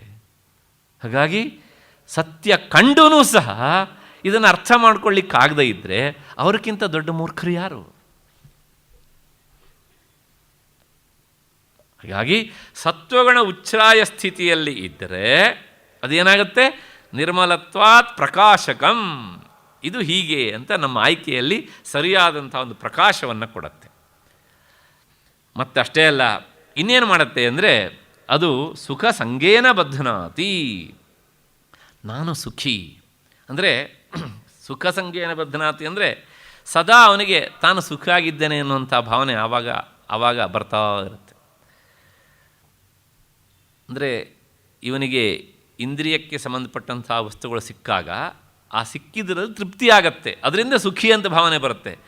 ಆದರೆ ರಜೋಗುಣ ತಮೋಗುಣ ಇದ್ದವರಿಗೆ ಸಿಕ್ಕಿದ್ರಲ್ಲಿ ತೃಪ್ತಿ ಪಡುವುದಕ್ಕಿಂತ ಸಿಗದೇ ಇದ್ದದ್ರ ಬಗ್ಗೆ ಯೋಚನೆ ಮಾಡ್ತಾರೆ. ಆಗ ಅವರು ಆಗೇನಾಗುತ್ತೆ, ಸಿಕ್ಕಿದ್ರಿಂದ ಏನು ಸುಖ ಸಿಗಬೇಕೋ, ಅಂದರೆ ಸಿಕ್ಕ ವಸ್ತುವಿನಿಂದ ಏನು ಸುಖ ಸಿಗಬೇಕೋ ಆ ಸುಖದಿಂದ ಅವರು ವಂಚಿತರಾಗ್ತಾರೆ. ಹಾಗಾಗಿ ಸುಖ ಸಂಗೇನ ಬಧ್ನಾತಿ, ನಾನು ಸುಖವಾಗಿದ್ದೇನೆ ಅನ್ನುವಂಥ ಭಾವನೆ ಬರುತ್ತೆ. ಈ ಸುಖ ಆತ್ಮಸುಖ ಅಲ್ಲ. ಏಕೆಂದರೆ ಇಂದ್ರಿಯಗಳಿಗೆ ಹೊರಗಿನ ವಸ್ತುವಿನಿಂದ ಸಿಗುವಂಥದ್ದು, ಇದು ಆ ವಸ್ತುವಿಗೆ ಸಂಬಂಧಪಟ್ಟಂಥದ್ದು, ಇಂದ್ರಿಯಗಳು ಒಳಕ್ಕೆ ಕೊಡುವಂಥದ್ದಾದ್ದರಿಂದ ಈ ಇಚ್ಛಾ ದ್ವೇಷ ಸುಖಂ ದುಃಖಂ ಸಂಘಾತಶ್ಚೇತನಾ ಧೃತಿ ಏತತ್ ಕ್ಷೇತ್ರಂ ಸಮಾಸೇನ ಸವಿಕಾರ ಮುದಾಹೃತಂ. 13ನೇ ಅಧ್ಯಾಯದಲ್ಲಿ ಇವೆಲ್ಲ ಅಂತಃಕರಣ ಧರ್ಮ ಅಂತ ಹೇಳಿದ್ದ ಭಗವಂತ. ಹಾಗಾಗಿ ಇಂದ್ರಿಯಗಳಿಂದ ಬರುವಂಥ ಈ ಸುಖ, ಅಹಂ ಸುಖಿ, ಇವೆಲ್ಲವೂ ಸಹ ಅಂತಃಕರಣ ಧರ್ಮಗಳೇ ಅಷ್ಟೇ ಹೊರತೂ ಸಹ ಆತ್ಮನ ಧರ್ಮವಲ್ಲ. ಆತ್ಮನ ಧರ್ಮ ಆದರೆ ಸುಖ ಸಂಗೇನ ಬಧ್ನಾತಿ ಅಂತ ಹೇಳಲಿಕ್ಕಾಗೋದಿಲ್ಲ, ಅದು ಅವಂದೇ ಸ್ವರೂಪ. ವಿಷಯ ಸ್ವಲ್ಪ ಸೂಕ್ಷ್ಮವಾಗಿದೆ, ಅದರ ಸ್ವಲ್ಪ ವಿಚಾರ ಮಾಡಬೇಕು. ಯಾಕೆಂದರೆ ಅದು ಅವಂದೇ ಸ್ವರೂಪವಾದಾಗ ಅವನನ್ನು ಬಂಧಿಸ್ತದೆ ಅಂತ ಹೇಳಲಿಕ್ಕಾಗೋದಿಲ್ಲ. ಆದರೆ ತನ್ನ ಸ್ವರೂಪ ಅಲ್ಲದೆ ಅಂತಃಕರಣ ಧರ್ಮವಾಗಿದ್ದು ಅದು ತಾನು ಅನ್ನುವಂಥ ಭಾವನೆ ಬಂದರೆ ಆ ಗುಣ ಅವನನ್ನು ಬಂಧಿಸಿದಂತೆ. ವಾಸ್ತವಿಕವಾಗಿ ಬಂಧನ ಇಲ್ಲ. ಯಾಕೆಂದರೆ ನಿನ್ನೆ ದಿವಸವೂ ಸಹ ಆ ಮಾತು ಬಂದಿತ್ತು. ಯಾಕೆಂದರೆ ಆತ್ಮ ವಾಸ್ತವಿಕ, ನಿನ್ನೆ ಹೇಳಿದ್ದೀನಿ ನಾನು ಇದನ್ನು, ಆತ ನಿರಾಕಾರ, ನಿರ್ಗುಣ, ನಿಷ್ಕ್ರಿಯ. ಹಾಗಾಗಿಯೇ ಅವನಿಗೆ ಬಂಧನ ಎನ್ನುವಂಥದ್ದು ಇಲ್ಲ. ಆದರೆ ಅವನನ್ನು ಆಶ್ರಯಿಸಿಕೊಂಡು ಈ ಗುಣಗಳು ಪ್ರಕಟವಾಗ್ತಾವಲ್ಲ, ಆ ಪ್ರಕಟವಾಗುವಿಕೆಯನ್ನೇ ಬಂಧನ ಅಂತ ಶಾಸ್ತ್ರ ಕರೀತದೆ. ಭಾಷ್ಯದಲ್ಲಿ ಅದನ್ನು ಸ್ಪಷ್ಟವಾಗಿ ನಾವು ನೋಡ್ತೇವೆ. ಹಾಗಾಗಿ ಈ ಇಂದ್ರಿಯಗಳಿಂದ ಬರುವ ಸುಖವನ್ನೇ, ಅಂದರೆ ಅಂತಃಕರಣ ಧರ್ಮವನ್ನೇ ಕೆಲವು ಹೊತ್ತು ಇದು ತಾನು ಅಂತ ಅಂದ್ಕೊಂಡು ಆತ ಸುಖ ಪಡ್ತಾನೆ. ಹಾಗಾಗಿ ಅಹಂ ಸುಖಿ ಎನ್ನುವಂಥ ಭಾವನೆ ಅವನಿಗೆ ಬರ್ತದೆ, ಸುಖದಿಂದ ಅವನನ್ನು ಬಂಧಿಸ್ತದೆ. ಮತ್ತು ಇನ್ನೊಂದೇನು, ಜ್ಞಾನಸಂಗೇನ ಚ, ಮತ್ತು ಅವನಿಗೆ ಈ ಜ್ಞಾನದ ಒಂದು ಸಂಘ, ಅಂಟುವಿಕೆ ಆಗುತ್ತಂತೆ. ಬೇರೆದಕ್ಕೆ ಹೋಲಿಸಿದ ಸಾವಿರ ಪಟ್ಟು ಒಳ್ಳೆಯದು. ವಿಶೇಷವಾಗಿ ಆತ ಜ್ಞಾನ ಮಾರ್ಗದಲ್ಲಿ, ಅಂದರೆ ಜ್ಞಾನವನ್ನು ಗ್ರಹಣ ಮಾಡುವ ದೃಷ್ಟಿಯಲ್ಲಿ ಹೆಚ್ಚೆಚ್ಚು ಪ್ರಯತ್ನ ಮಾಡ್ತಾನೆ. ತಿಳ್ಕೊಳ್ಬೇಕು ಅಂತ. ಅದಕ್ಕೋಸ್ಕರ ಅವನ ಮನಸ್ಸು ಸದಾ ಚಡಪಡಿಸ್ತಾ ಇರುತ್ತೆ. ಹಾಗಾಗಿ ಏನು ಮಾಡ್ತಾನೆ, ಯಾವತ್ತೂ ಅವನು ಶಾಸ್ತ್ರ ಗ್ರಂಥಗಳ ಅಧ್ಯಯನದಲ್ಲಿ ತೊಡಗಿರ್ತಾನೆ. ಅಲ್ಲ, ಹೀಗೆ ಶಾಸ್ತ್ರ ಗ್ರಂಥಗಳಲ್ಲಿ ತೊಡಗುವುದು ಒಂದು ಬಂಧನವು ಅಂದರೆ ಹೌದು, ಅದು ಒಂದು ಬಂಧನವೇ. ಆಮೇಲೆ ಏನಾಗುತ್ತೆ, ಮುಂದುವರೆದು ಹೋದಾಗ ಅದೂ ಒಂದು ರೀತಿಯಲ್ಲಿ ಅವನನ್ನು ಬಲವಾಗಿ ಅದು ಕೊನೆಗೆ ಅಷ್ಟಕ್ಕೆ ನಿಲ್ಲೋದಿಲ್ಲ. ನಾನು ತಿಳ್ಕೊಳ್ಬೇಕು, ಅಷ್ಟೇ ತಿಳ್ಕೊಂಡಾದಮೇಲೆ ಬೇರೆಯವರಿಗಿಂತ ಹೆಚ್ಚಿನವನು ಅಂತ ಆಗಬೇಕು. ಮುಂದಿನ ಹಂತ ಏನು, ಅಷ್ಟೇ ಅಲ್ಲ, ವಾದಕ್ಕೆ ನಿಲ್ಲಬೇಕು, ಅಷ್ಟೇ ಅಲ್ಲ, ಅವನನ್ನು ಸೋಲಿಸಬೇಕು. ವಿವೇಕ ಚೂಡಾಮಣಿಯಲ್ಲಿ ಭಗವತ್ಪಾದರು ಈ ಮಾತನ್ನು ಹೇಳ್ತಾರೆ. ಹಾಗಾಗಿ ಈ ಅತಿಯಾದಂತಹ ಶಾಸ್ತ್ರಾಸಕ್ತಿ ಉಂಟಲ್ಲ, ಅದೂ ಸಹ ಏನಾಗುತ್ತೆ ಕೇಳಿದರೆ ಬಂಧನವೇ. ಅದು ಎಲ್ಲಿಯವರೆಗೆ ಇರಬೇಕು ಕೇಳಿದರೆ ಇರಬೇಕು. ಗಿಡದಲ್ಲಿ ಹೂವು ಬೇಕು, ಎಲ್ಲಿಯವರೆಗೆ ಹೂವು ಇರಬೇಕು ಅಂದರೆ ಕಾಯಿ ಆಗೋ ತನಕ ಇರಬೇಕು. ಕಾಯಿ ಆದ್ಮೇಲೆ ಇಲ್ಲ ನಾನು ಪಕ್ಕದಲ್ಲಿ ಅಲ್ಲೇ ಇರ್ತೇನೆ ಕೆಳಗಡೆ ಅಂದರೆ ಅವಕಾಶ ಇಲ್ಲ ಅಲ್ವಾ? ಹಾಗೆಯೇ ಶಾಸ್ತ್ರಾಸಕ್ತಿ ಇರಬೇಕು, ಬುದ್ಧಿಗೆ ಸಂಸ್ಕಾರ ಆದ ಮೇಲೆ ಅದನ್ನೂ ಬಿಟ್ಬಿಡು. ಯಾಕೆಂದರೆ ಜ್ಞಾನದ ನೆಲೆಯಲ್ಲಿ ತತ್ರ ವೇದಾಹ ಅವೇದಾಹ ಭವಂತಿ ಅನ್ನತ್ತೆ ಉಪನಿಷತ್ತು. ಅಲ್ಲಿ ವೇದವೂ ಸಹ ಅವೇದಾಹ. ಯಾಕೆಂದರೆ ಅಲ್ಲಿ ಅವನಿಗೆ ವೇದ ಇಲ್ಲ, ಅವನು ಹೇಳಿದ್ದು ವೇದದಲ್ಲಿ ಇರ್ತದೆ ಅಷ್ಟೇ. ಆದ್ದರಿಂದ ಸುಖಸಂಗೇನ ಬಧ್ನಾತಿ ಜ್ಞಾನಸಂಗೇನ ಚಾನಘ. ಅಷ್ಟು ಹಿನ್ನೆಲೆಯಲ್ಲಿ ಈ ಸತ್ವಗುಣ ಎನ್ನುವಂಥದ್ದು ಮನುಷ್ಯನಿಗೆ ಸುಖವನ್ನು ಉಂಟು ಮಾಡ್ತದೆ ಮತ್ತು ಜ್ಞಾನವನ್ನು ಸಹ ಕೊಡ್ತದೆ. ಇಲ್ಲಿ ಜ್ಞಾನ ಅಂದರೆ ವಿಶೇಷವಾಗಿ ಶಾಸ್ತ್ರ ಅಧ್ಯಯನಕ್ಕೆ ಸಂಬಂಧಪಟ್ಟ ಹಾಗೆ ಜ್ಞಾನ. ಇದೆಲ್ಲವೂ ಕ್ಷೇತ್ರವಾದಂಥ ಅಂತಃಕರಣ ಧರ್ಮಗಳೇ ಅಷ್ಟೇ ಹೊರತು ಸಹ ಆತ್ಮನ ಸ್ವರೂಪ ಅಲ್ಲ. ಆಯಿತು, ಇದು ಇಷ್ಟು ಸತ್ವಗುಣ ಮಾಡುವಂಥದ್ದು. ಮತ್ತು ಇದಾದಮೇಲೆ ಮುಂದಿನ ಗುಣ ರಜೋಗುಣ ಏನು ಮಾಡ್ತದೆ ಅನ್ನೋದನ್ನು ಈ 7ನೇ ಶ್ಲೋಕದಲ್ಲಿ ತಿಳಿಸಿಕೊಡ್ತಾನೆ. ರಜೋ ರಾಗಾತ್ಮಕಂ ವಿದ್ಧಿ ತೃಷ್ಣಾ ಸಂಗ ಸಮುದ್ಭವಂ ತದ್ನಿಬಧ್ನಾತಿ ಕೌಂತೇಯ ಕರ್ಮ ಸಂಗೇನ ದೇಹಿನಂ.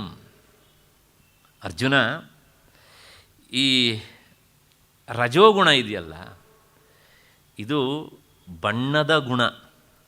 ಬರೇ ಬಣ್ಣದ ಗುಣ ಅಲ್ಲ, ಬಣ್ಣದ ಗುಣ. ಮತ್ತು ಅದು ತೃಷ್ಣೆ ಮತ್ತು ಆಸಂಗಗಳಿಗೆ ಕಾರಣವಾಗ್ತದೆ. ಕರ್ಮದಲ್ಲಿ ಆಸಕ್ತಿಯನ್ನು ಉಂಟು ಮಾಡಿ ಆತ್ಮನನ್ನು ಬಂಧಿಸ್ತದೆ. ಇದಿಷ್ಟೇ ಈ ಶ್ಲೋಕದ ಅರ್ಥ. ಇದೊಂದು ಬಹಳ ಸುಂದರವಾದ ಪದ್ಯ. ಈ ರಜೋಗುಣ ಹೇಗಿರ್ತದೆ ಅಂದರೆ ಅದು ರಾಗಾತ್ಮಕಂ ಅಂತ.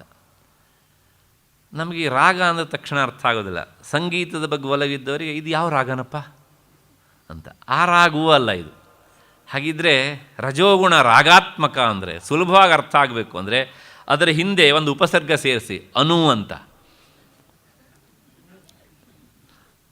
ಅನುರಾಗ ಅಂದರೆ ಸೆಳೆತ, ಅಟ್ರ್ಯಾಕ್ಷನ್. ಅದಕ್ಕೋಸ್ಕರ ಆ ರಾಗ ಅನ್ನೋದಕ್ಕೆ ಅರ್ಥವೇ ಬಣ್ಣ.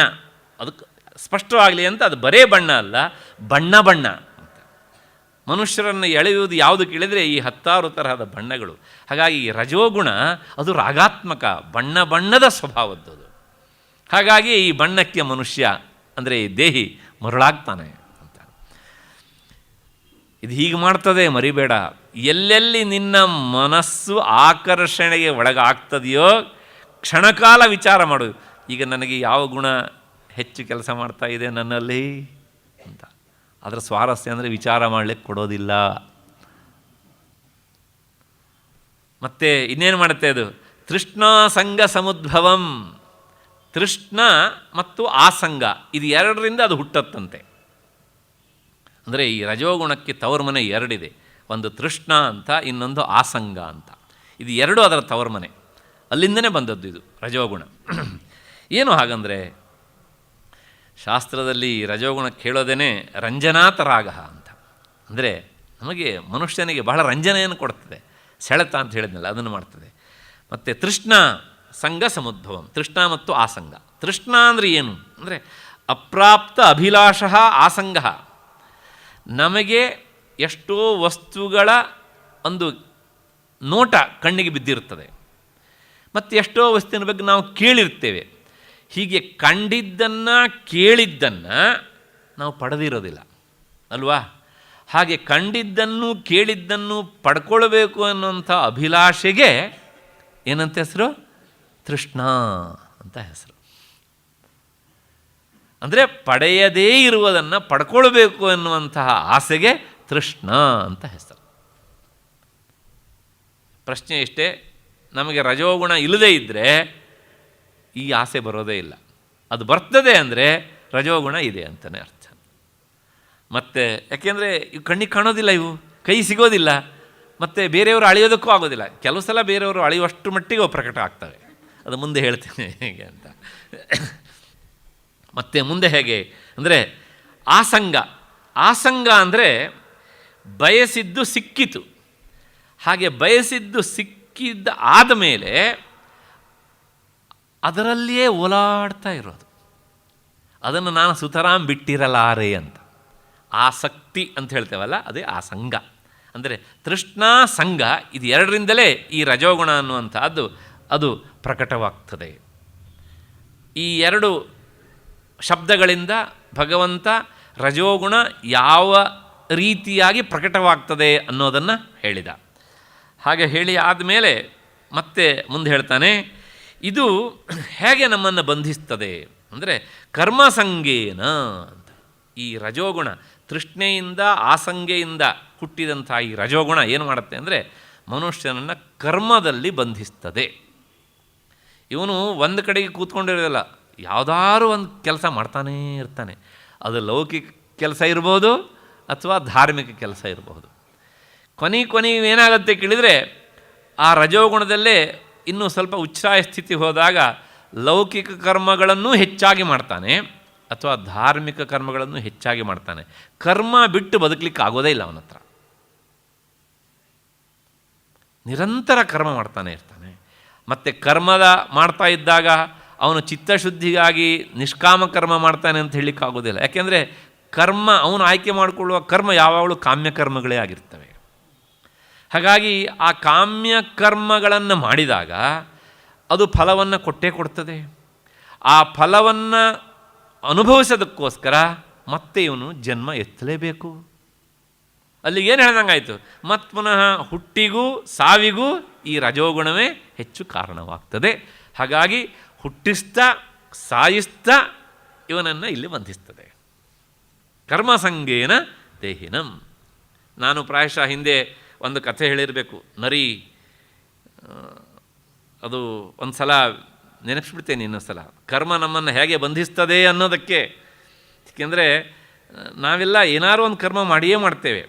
ಕರ್ಮ ಅನ್ನೋದಕ್ಕೆ ಅರ್ಥ ಶಾಸ್ತ್ರದಲ್ಲಿ ಯಾವುದನ್ನು ಮಾಡಿದರೆ ಚಿತ್ತ ಶುದ್ಧ ಆಗುತ್ತದೆಯೋ ಅದಕ್ಕೆ ಕರ್ಮ ಅಂತ ಹೆಸರು. ಯಾವುದನ್ನು ಮಾಡಿದ್ರಿಂದ ಚಿತ್ತ ಶುದ್ಧ ಆಗೋದಿಲ್ಲೋ ಅದು ಕರ್ಮ ಅಲ್ಲ. ಹಾಗಿದ್ರೆ ನಾವು ದಿನ ಆಫೀಸಿಗೆ ಹೋಗಿ ದುಡಿಯೋದು, ಕೆಲಸ ಮಾಡೋದು ಇದೆಲ್ಲ ಕರ್ಮ ಅಲ್ಲ ಅಂದರೆ ಇವೆಲ್ಲ ಚಾಕ್ರಿ. ಇದರಿಂದ ಚಿತ್ತ ಮನಸ್ಸು ಶುದ್ಧ ಆಗುವುದಿಲ್ಲ. ಹಾಗಿದ್ರೆ ಏನು ಅಂದರೆ ಒಂದಿಷ್ಟು ತಿಳುವಳಿಕೆ ಬರ್ತದೆ. ಈಗ ನಾನು ಇದನ್ನೆಲ್ಲ ಪದೇ ಪದೇ ಹೇಳಿದ್ದೇನೆ, ಆದರೂ ಒಂದು ನೆನೆಸ್ತೇನೆ. ದಿನವೂ ಒಬ್ಬ ಹುಡುಗ ಪೇಪರ್ ಹಾಕ್ತಾನೆ ನಮ್ಮನಿಗೆ, ಅದು ಕರ್ಮ ಹೌದಾ ಅಲ್ವೋ? ಕರ್ಮ ಹೌದು. ಆದರೆ ಹಾಗೆ ಹಾಕಿದ್ರಿಂದ ಅವನ ಮನಸ್ಸು ಶುದ್ಧ ಆಯಿತೋ? ಇಲ್ಲ. ದಿನವೂ ಒಬ್ಬ ಹುಡುಗ ಹಾಲು ಹಾಕ್ತಾನೆ, ಅದು ಕರ್ಮ ಹೌದಾ ಅಲ್ವೋ? ಕರ್ಮ ಹೌದು, ಲೌಕಿಕವಾದ ಕರ್ಮ. ಅದು ಚಿತ್ತ ಶುದ್ಧ ಆಯಿತೋ? ಚಿತ್ತ ಶುದ್ಧ, ಮನಸ್ಸು ಶುದ್ಧ ಆಗೋದಿಲ್ಲ. ಹೋಗಲಿ, ತಿಂಗಳ ಇಡೀ ನಾವು ಆಫೀಸಿಗೆ ಹೋಗಿ ದುಡಿತೇವೆ. 31ನೇ ತಾರೀಕು ದಿವಸ ನಮ್ಮನ್ನು ನಾವು ಪರೀಕ್ಷೆ ಮಾಡೋಣ, ನನಗೇನು ಚಿತ್ತ ಶುದ್ಧ ಆಯಿತು ಅಂದರೆ ಅಷ್ಟೇ ಶುದ್ಧವಾದದ್ದು, ಇನ್ನೂ ಈ ತಿಂಗಳು ಸಂಬಳ ಬಂದಿಲ್ವಲ್ಲಪ್ಪ ಅಂತ. ಇವುಗಳನ್ನು ಶಾಸ್ತ್ರ ಕರ್ಮದ ಚೌಕಟ್ಟಿನಲ್ಲಿ ಇಡೋದಿಲ್ಲ, ಇವುಗಳನ್ನು ಚಾಕ್ರಿ, ಕರ್ಮಾಭಾಸ ಅಂತ ಕರೆಯುತ್ತೆ. ಹಾಗಿದ್ರೆ ಯಾವುದನ್ನು ಮಾಡಿದಾಗ ನಿನ್ನ ಮನಸ್ಸಿನಲ್ಲಿ ನಿರ್ಮಲತ್ವ ಉಂಟಾಗತ್ತೋ ಅದಕ್ಕೆ ಕರ್ಮ ಅಂತ ಹೆಸರು. 1 ತಾಸು ಅಥವಾ ಅರ್ಧ ಗಂಟೆ ಪರಿಶುದ್ಧ ಭಾವನೆಯಿಂದ ನಿನ್ನ ಮನಸ್ಸು ಎಲ್ಲೂ ಹೋಗದೇನೆ ಪೂಜೆಯನ್ನು ಮಾಡಿದಾಗ ಅಥವಾ ಧ್ಯಾನ ಮಾಡಿದಾಗ ಅಥವಾ ಇನ್ಯಾವುದನ್ನು ಮಾಡಿದಾಗ, ಒಳ್ಳೆಯದನ್ನು ಮಾಡಿದಾಗ ನಿನಗೆ ಸಮಾಧಾನ ಆದರೆ ನಿನ್ನ ಮನಸ್ಸಿಗೆ, ಅಂದರೆ ತಿಳುವಳಿಕೆಗೆ ಅದು ಕಾರಣ ಆಗಬೇಕು, ಜ್ಞಾನಕ್ಕೆ ಹೆಚ್ಚು ಕಾರಣ ಆಗಬೇಕು. ಅಂಥದ್ದು ದಿನದಿಂದ ದಿನಕ್ಕೆ ಬೆಳವಣಿಗೆ ಕಾಣಬೇಕು. ನಿನ್ನೆ ದಿವಸ ನಾನು 5 ನಿಮಿಷ ಪೂಜೆ ಮಾಡಿದೆ. 5 ನಿಮಿಷ ಪೂಜೆ ಮಾಡಿದಾಗ 4 ನಿಮಿಷವೂ ನನ್ನ ಮನಸ್ಸು ಅಲ್ಲಿ ಇರಲಿಲ್ಲ. ಇವತ್ತು 10 ನಿಮಿಷ ಪೂಜೆ ಮಾಡಿದ್ದೇನೆ, 9 ನಿಮಿಷವೂ ಮನಸ್ಸು ಪೂಜೆಯಲ್ಲಿ ನಿರತವಾಗಿತ್ತು. ಈ ಭಾವನೆ ನಿನಗೆ ಬರಬೇಕು. ಹಾಗೆ ಬಂದರೆ ಅದು ಎಷ್ಟೋ ಪೈಸೆ ಪ್ರಮಾಣದಲ್ಲಿ ಶುದ್ಧಿಯ ಅಂಶ. ಆದರೆ ಅದಲ್ಲಿ ನಿಲ್ಲೋಲ್ಲ, ದಿಢೀರಂತ ಮತ್ತೊಂದು ಹಾಕ್ಕೊಂಡು ಕಳಚೋಗ್ಬಿಡುತ್ತೆ. ಅದರಿಂದ ಶಾಸ್ತ್ರ ಏನು ಹೇಳುತ್ತೆ, ಯಾವುದು ಮನಸ್ಸನ್ನು ಶುದ್ಧಿ ಮಾಡೋದಕ್ಕೆ ಕಾರಣವಾಗುತ್ತೋ ಅದು ಕರ್ಮ. ಆದರೆ ಈ ರಜೋಗುಣ ಮಾಡುವಂಥದ್ದುಂಟಲ್ಲ, ಇಂಥ ಕರ್ಮವನ್ನು ಮಾಡಿಸಲ್ಲ, ಅದು ಕಾಮ್ಯಕರ್ಮಗಳಲ್ಲಿಯೇ ಅವನನ್ನು ತೊಡಗಿಸುತ್ತೆ. ಕಾಮ್ಯಕರ್ಮ ಅದು ಮತ್ತೆ ಪುನಃ ನಮ್ಮನ್ನು ಬಂಧಿಸುತ್ತೆ. ಅದೇ ಹೇಳಿದ್ನಲ್ಲ ಆ ನರಿ ಕಥೆನ. ಒಂದು ನರಿ ಆಹಾರ ಹುಡ್ಕೊಂಡು ಹೋಗಿತ್ತಂತೆ. ಹುಡ್ಕೊಂಡು ಹೋದಾಗ ಒಂದು ನದಿ ತೀರಕ್ಕೆ ಬಂತು. ಅಲ್ಲಿ ಬಂದಾಗ ಒಂದು ಸಣ್ಣ ತೊರೆ, ಅಲ್ಲಿ ಒಂದು ಆನೆಯ ಮೃತದೇಹ ತೇಲ್ಕೊಂಡು ಬರ್ತಾಯಿತ್ತು. ಅದನ್ನು ನೋಡಿ ನರಿಗೆ ಬಹಳ ಸಂತೋಷ ಆಯಿತು. ಆಹಾ, ಯಾರಿಗೂ ಸಿಗದೇ ಇರುವಷ್ಟು ಆಹಾರ ನನಗೊಬ್ಬನಿಗೆ ಇಂದು ಸಿಕ್ಕಿದೆಯಲ್ಲ ಅಂಥೇಳಿ ಚಂಗಂತ ಆನೆಯ ದೇಹದ ಮೇಲೆ ಜಿಗೀತು. ಅದನ್ನು ಕಿತ್ತು ಕಿತ್ತು ತಿಂತಾ ಇತ್ತು. ಆದರೆ ಅದು ತಿಂತಾ ಇರುವಾಗ ಆನೆಯ ದೇಹ ಆ ಸಣ್ಣ ನದಿಯಿಂದ ದಾಟಿ ದೊಡ್ಡ ನದಿಗೆ ಬಂದು, ದೊಡ್ಡ ನದಿಗೆ ಬಂದು ಮತ್ತು ಪುನಃ ಇದು ತೃಪ್ತಿಯಾಗಿ ತಲೆ ಎತ್ತುವಾಗ ಸಮುದ್ರ ಮಧ್ಯಕ್ಕೆ ಬಂದು ನಿಂತಿತ್ತದು. ಆಹಾ, ಹೊಟ್ಟೆ ತುಂಬಿತು ಅಂತ ತಲೆ ಎತ್ತಿ ನೋಡಿತು. ಆಚೆ ಹೋಗಬೇಕು ಅಂದರೆ ಇವಾಗ ಎಲ್ಲಿದೆ ಅದು? ಇವಾಗ ಸಮುದ್ರ ಮಧ್ಯೆಯಲ್ಲಿ. ಆನೆಯ ಮೃತ ಶರೀರದ ಜೊತೆಗೆ ಇದು ಸಹ ಸತ್ತು ಹೋಯಿತು. ಕಾಮ್ಯಕರ್ಮ ನಮ್ಮನ್ನು ಹೇಗೆ ಬಂಧಿಸ್ತದೆ, ಅದರ ಜೊತೆಗೆ ನಾವು ಸಾಕ್ತಾ ಇರ್ತೇವೆ ಮತ್ತು ಪುನಃ ಹುಟ್ಟು ಸಾವು ಎನ್ನುವಂತಹ ಚಕ್ರಕ್ಕೆ ತುತ್ತಾಗ್ತೇವೆ. ಹಾಗಾಗಿ ರಜೋರಾಗಾತ್ಮಕಂ ತನ್ನಿಬಧ್ನಾತಿ ಕೌಂತೆಯ ಕರ್ಮ ಸಂಗೇನ ದೇಹಿನಂ. ಈ ರೀತಿಯಾಗಿ ಕರ್ಮದ ಈ ನಂಟನ್ನು ಹೆಚ್ಚು ಮಾಡ್ತಾ ಮಾಡ್ತಾ ಅದು ನಮ್ಮನ್ನು ಬಂಧಿಸಿಬಿಡ್ತದೆ. ಹಾಗಾಗಿ ಸಾಧ್ಯವಾದಷ್ಟು ಕಾಮ್ಯಕರ್ಮಗಳನ್ನು ಮಾಡುವ ಭಾವನೆ ಬಂದಾಗ, ಓಹೋ ನೀನು ಕೆಲಸ ಮಾಡ್ತಾ ಇದ್ದೀಯಾ, ಪರವಾಗಿಲ್ಲ ಅಲ್ಲೇ ಇರು ಅಂಥೇಳಿ. ಹಾಗಿದ್ದರೆ ಚಿತ್ತಶುದ್ಧಿ ಆಗಲಿಬೇಕಾದಂತಹ ನಿತ್ಯ ಕರ್ಮಗಳಿದ್ದಾವಲ್ಲ, ಆ ಮನಸ್ಸು ಶುದ್ಧ ಆಗೋದಕ್ಕೆ ಬೇಕಾದಂತಹದ್ದು, ಅದನ್ನು ಆಯ್ಕೆ ಮಾಡಿಕೊಳ್ಳಬೇಕು. ಅಷ್ಟು ಹಿನ್ನೆಲೆಯಲ್ಲಿ ಕರ್ಮಸಂಗೇನ ದೇಹಿನಂ. ಇಷ್ಟಾದ ಮೇಲೆ ಈ ರಜೋಗುಣದ ಒಂದು ಸ್ವರೂಪ ಮುಖ್ಯವಾಗಿ ಮಾಡುವುದು ಇದು. ರಜೋಗುಣ ಮನಸ್ಸಿಗೆ ತಂದುಕೊಳ್ಬೇಕಂದ್ರೆ ಮತ್ತೆ ಈ ಗುಣಗಳು ಬರ್ತವೆ. ಇದು ಹುಟ್ಟೋದು ತೃಷ್ಣೆಯಿಂದ ಮತ್ತು ಆಸಂಗದಿಂದ. ಮತ್ತು ಇದು ಮಾಡುವ ಕೆಲಸ ವಿಶೇಷವಾಗಿ ಕರ್ಮದಲ್ಲಿ ಬಂಧಿಸ್ತದೆ. ಇನ್ನು ನನಗೆ ಇದನ್ನು ಹೇಳ್ತಾ ಹೋದಾಗ ಇನ್ನೊಂದು ಘಟನೆ ನೆನಪಿಗೆ ಬರ್ತದೆ. ಎಷ್ಟರ ಮಟ್ಟಿಗೆ ಅದು ಕರ್ಮಾಸಕ್ತಿ ಹುಟ್ಟಿಸುತ್ತೆ ಅಂತ ಕೇಳಿದರೆ, ಆ ಕರ್ಮವನ್ನು ಮಾಡ್ತಾ ಮಾಡ್ತಾ ಹೋದಾಗ ಆ ಕಾಮ್ಯಕರ್ಮಗಳನ್ನೇ ಮಾಡಿದವರು ಅವರು ಅಕಸ್ಮಾತ್ತಾಗಿ ಮುಂದೆ ಒಂದು ದಿವಸ ಸನ್ಯಾಸ ಗ್ರಹಣ ಮಾಡಿದರೆ, ಸನ್ಯಾಸಿಗಳಿಗೆ ಕಾಮ್ಯಕರ್ಮ ಸುತರಾಮಿಲ್ಲ, ಅಂಥ ಸಂದರ್ಭದಲ್ಲೂ ಸಹ ಅವರು ಹೋಮ ಹವನ ಮಾಡಲಿಕ್ಕೆ ಹೋಗಿ ಕುಳಿತು ಬಿಡ್ತಾರೆ. ಯಾಕೆ ಹಾಗಾಗ್ತದೆ ಕೇಳಿದರೆ, ಆ ಕರ್ಮದ ಸಂಘ ಅಷ್ಟರ ಮಟ್ಟಿಗೆ ಬಲವಾಗಿರ್ತದೆ. ಅದು ರಜೋಗುಣದ ಕಾರ್ಯ. ಸನ್ಯಾಸಿಗಳಿಗೆ ಯಾವುದೇ ಕರ್ಮ ಮಾಡಿಸುವ ಅಧಿಕಾರ ಇಲ್ಲ, ಆದ್ರೂ ಸಹ ಕಾಮ್ಯಕರ್ಮವನ್ನು ಮಾಡಲಿಕ್ಕೆ ಮುಂದಾಗಿ ಬಿಡ್ತಾರೆ. ಕಾರಣ ಏನು ಕೇಳಿದರೆ, ಕರ್ಮ ಸಂಗೇನ ದೇಹಿನಂ.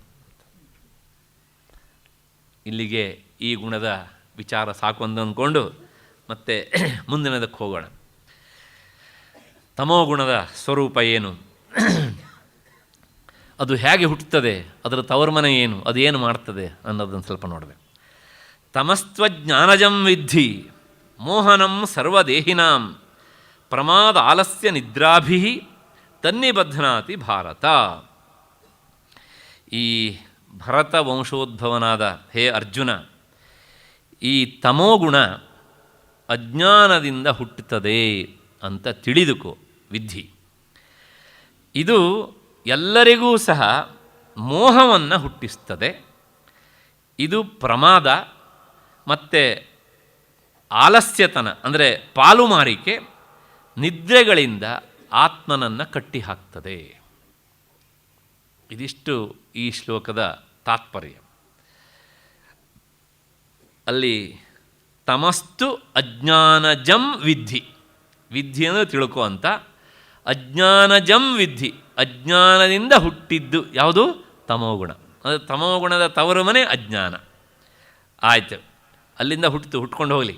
ಇದು ಏನು ಮಾಡ್ತದೆ ಅಂದರೆ ಅದರ ಪರಿಚಯವನ್ನು ಗೀತಾಚಾರ್ಯ ತಿಳಿಸಿಕೊಡ್ತಾನೆ. ಮೋಹನಂ, ಮೋಹನ ಅಂದರೆ ಸುಂದರ ಅಂತ ಅರ್ಥ ಅಲ್ಲ. ಹಾಗಿದ್ರೆ ಮೋಹನ ಅಂದರೆ ಯಾವುದು ನಮಗೆ ಮೋಹವನ್ನು ಉಂಟು ಮಾಡ್ತದೆಯೋ ಅದು ಮೋಹನ. ಮೋಹ ಅಂದರೆ ಏನು? ಮೋಹ ಅಂದರೆ ಸರಿ ತಪ್ಪುಗಳನ್ನು ವಿವೇಚಿಸಿ ತಿಳಿದುಕೊಳ್ಳಿಕ್ಕೆ ಆಗದೇ ಇರುವ ಸ್ಥಿತಿಗೆ ಮೋಹ ಅಂತ ಹೆಸರು. ನಿಮಗೆ ಪ್ರಾಯಶಃ ಒಂದು ಪ್ರಸಿದ್ಧವಾದ ಕಥೆ ಗೊತ್ತಿರಬೇಕು. ಆ ತಮೋಗುಣ ಹೇಗೆ ಮಾಡುತ್ತೆ? ಅದು ಮೋಹನವನ್ನು ಉಂಟು ಮಾಡುತ್ತೆ, ಮೋಹವನ್ನು ಉಂಟು ಮಾಡುತ್ತೆ. ಮೋಹ ಅಂದರೆ ಹೇಗಿರುತ್ತೆ ಅಂದರೆ, ಒಬ್ಬಾತ ಹುಡುಗ ಶಾಲೆಗೆ ಹೋಗ್ತಾ ಇದ್ದವನು ಗೆಳೆಯನ ಪೆನ್ಸಿಲನ್ನು ಕದ್ದ. ಮನೆಗೆ ಬಂದು ತಾಯಿ ಹತ್ರ ಹೆಮ್ಮೆಯಿಂದ ಹೇಳ್ಕೊಂಡ. ಅಮ್ಮ ಅವನಿಗೆ ಬೆನ್ನು ತಟ್ಟಿ ಮಾವಿನ ಹಣ್ಣನ್ನು ಕೊಟ್ಟಳು. ಮಾರನೇ ದಿವಸ ಅವನು ಒಂದು ಕಂಪಾಸ್ ಬಾಕ್ಸನ್ನೇ ಎಗರಿಸ್ಬಿಟ್ಟ. ಅಮ್ಮ 2 ಬಾಳೆಹಣ್ಣು ಕೊಟ್ಟಳು. ಪ್ರಶ್ನೆ ಇಷ್ಟೇ, ಈಗ ನೋಡಿ, ಅವನು ಮಾಡಿದ್ದು ತಪ್ಪು ಎನ್ನುವಂಥ ತಿಳುವಳಿಕೆ ತಾಯಿಗೆ ಬರಲಿಲ್ಲ. ಯಾಕೆ ಬರಲಿಲ್ಲ ಅಂದರೆ ಅದು ಮೋಹ. ಯಾಕೆಂದರೆ ಮಗ ಮಾಡಿದ ಈ ಕ್ರಿಯೆ ಮತ್ತು ತನ್ನ ಮಗ ಈ ಎರಡನ್ನು ಮುಂದನ್ನಿಟ್ಟುಕೊಂಡು ತಪ್ಪನ್ನು ಮಾಡಿದವನು ಯಾರೇ ಆದರೂ ಸಹ ಅವನು ತಪ್ಪಿತಸ್ಥನೇ ಅಂತ ಅವಳು ತೀರ್ಮಾನ ಮಾಡಬೇಕಾಗಿತ್ತು. ಆದರೆ ಮಾಡಲಿಲ್ಲ. ಯಾಕೆ ಮಾಡಲಿಲ್ಲ? ತನ್ನ ಮಗ. ಯಾಕೆ? Blood is thicker than water. ಇದು ಇವತ್ತಿನ ಉದಾಹರಣೆ. ಇನ್ನು ಹಿಂದಕ್ಕೆ ಹೋದರೆ ಧೃತರಾಷ್ಟ್ರ ಮಾಡಿದ್ದು ಅದೇನೇ ಅಲ್ವಾ? ದುರ್ಯೋಧನ ಹೇಳಿದ್ದು ಎಲ್ಲವನ್ನೂ ಅವನು ಕೇಳ್ತಾ ಬಂದ. ಕಣ್ಣಿಲ್ಲದ ಕುರುಡ, ಆದರೆ ಬುದ್ಧಿ ಇಲ್ಲದೆ ಇರೋ ಕುರುಡ ಯಾಕೆ ಆಗಬೇಕಾಗಿತ್ತು ಅಲ್ವಾ? 2 ಚೆನ್ನಾಗಿ ಕೊಟ್ಟು ಕಟ್ಟಿ ಹಾಕು ಅಂತ ಹೇಳಿದರೆ ಕಟ್ಟಿ ಹಾಕ್ತಿದ್ರು ಅವನನ್ನು. ಆದರೆ ಆ ಕೆಲಸ ಮಾಡಲಿಕ್ಕೆ ಹೋಗಲಿಲ್ಲ. ಯಾಕೆ? ಮೋಹ. ನನ್ನವರು. ಎಲ್ಲೆಲ್ಲಿ ನಮಗೆ ಈ ನಮ್ಮವರು ಅಂತ ಬರ್ತದೆಯೋ ಅಲ್ಲೆಲ್ಲ ನಾವು ಅವರಿಗೆ ಉಪಕಾರ ಮಾಡ್ತೇವೋ ಬಿಡ್ತೇವೋ, ನಮಗಂತೂ ನಾವು ಅನ್ಯಾಯ ಮಾಡ್ಕೊಳ್ತೇವೆ. ಆದ್ದರಿಂದ ಈ ಮೋಹ ಬಹಳ ಅನರ್ಥಕಾರಿ. ಅದು ತಮೋಗುಣ ಮಾಡುವಂತಹ ಕೆಲಸ, ಮೋಹನಂ. ಮತ್ತಷ್ಟೇ ಅಲ್ಲ, ಇನ್ನೇನು ಮಾಡುತ್ತೆ? ಅದರ ತರತರಾವಳಿಯ ಸ್ವರೂಪವನ್ನು ಗೀತಾಚಾರ್ಯ ಹೇಳ್ತಾನೆ. ಪ್ರಮಾದ ಆಲಸ್ಯ ನಿದ್ರಾಭಿಹಿ. ಇದು ಈ ದೇಹಿಯನ್ನು, ಈ ಜೀವಾತ್ಮನನ್ನು ಇಲ್ಲಿ ಹೇಗೆ ಬಂಧಿಸುತ್ತೆ ಅಂದರೆ, ಅದರ ಹತ್ರ 3 ಹಗ್ಗ ಉಂಟಂತೆ. ಒಂದು ಪ್ರಮಾದ, ಇನ್ನೊಂದು ಆಲಸ್ಯ, ಮತ್ತು ಇನ್ನೊಂದು ನಿದ್ರೆ. ಪ್ರಮಾದ ಅಂದರೆ ಏನು ಅಂದರೆ, ಪ್ರಮಾದ ಅಂದರೆ ಅನವಧಾನ, ಅವಧಾನ ಅಂದರೆ ಲಕ್ಷ್ಯ ಅಂತ. ಬೆಂಗಳೂರು ಭಾಷೆಯಲ್ಲಿ ಹೇಳಬೇಕು ಅಂದರೆ ನಿಗಾ. ಅಂದರೆ ಪ್ರಮಾದ ಅಂದರೆ ನಿಗಾ ಇಲ್ಲದೇ ಇರುವುದು, ಲಕ್ಷ್ಯ ಇಲ್ಲದೇ ಇರುವುದು ಅಂತ ಅರ್ಥ. ಎಲ್ಲೆಲ್ಲಿ ಈ ಪ್ರಮಾದ ಉಂಟಾಗುತ್ತೋ, ಈ ಪ್ರಮಾದ ಒಬ್ಬನೇ ಬರೋದಿಲ್ಲ, ಅದರದ್ದೊಂದು ಸಣ್ಣ ಪರಿವಾರವೇ ಉಂಟು.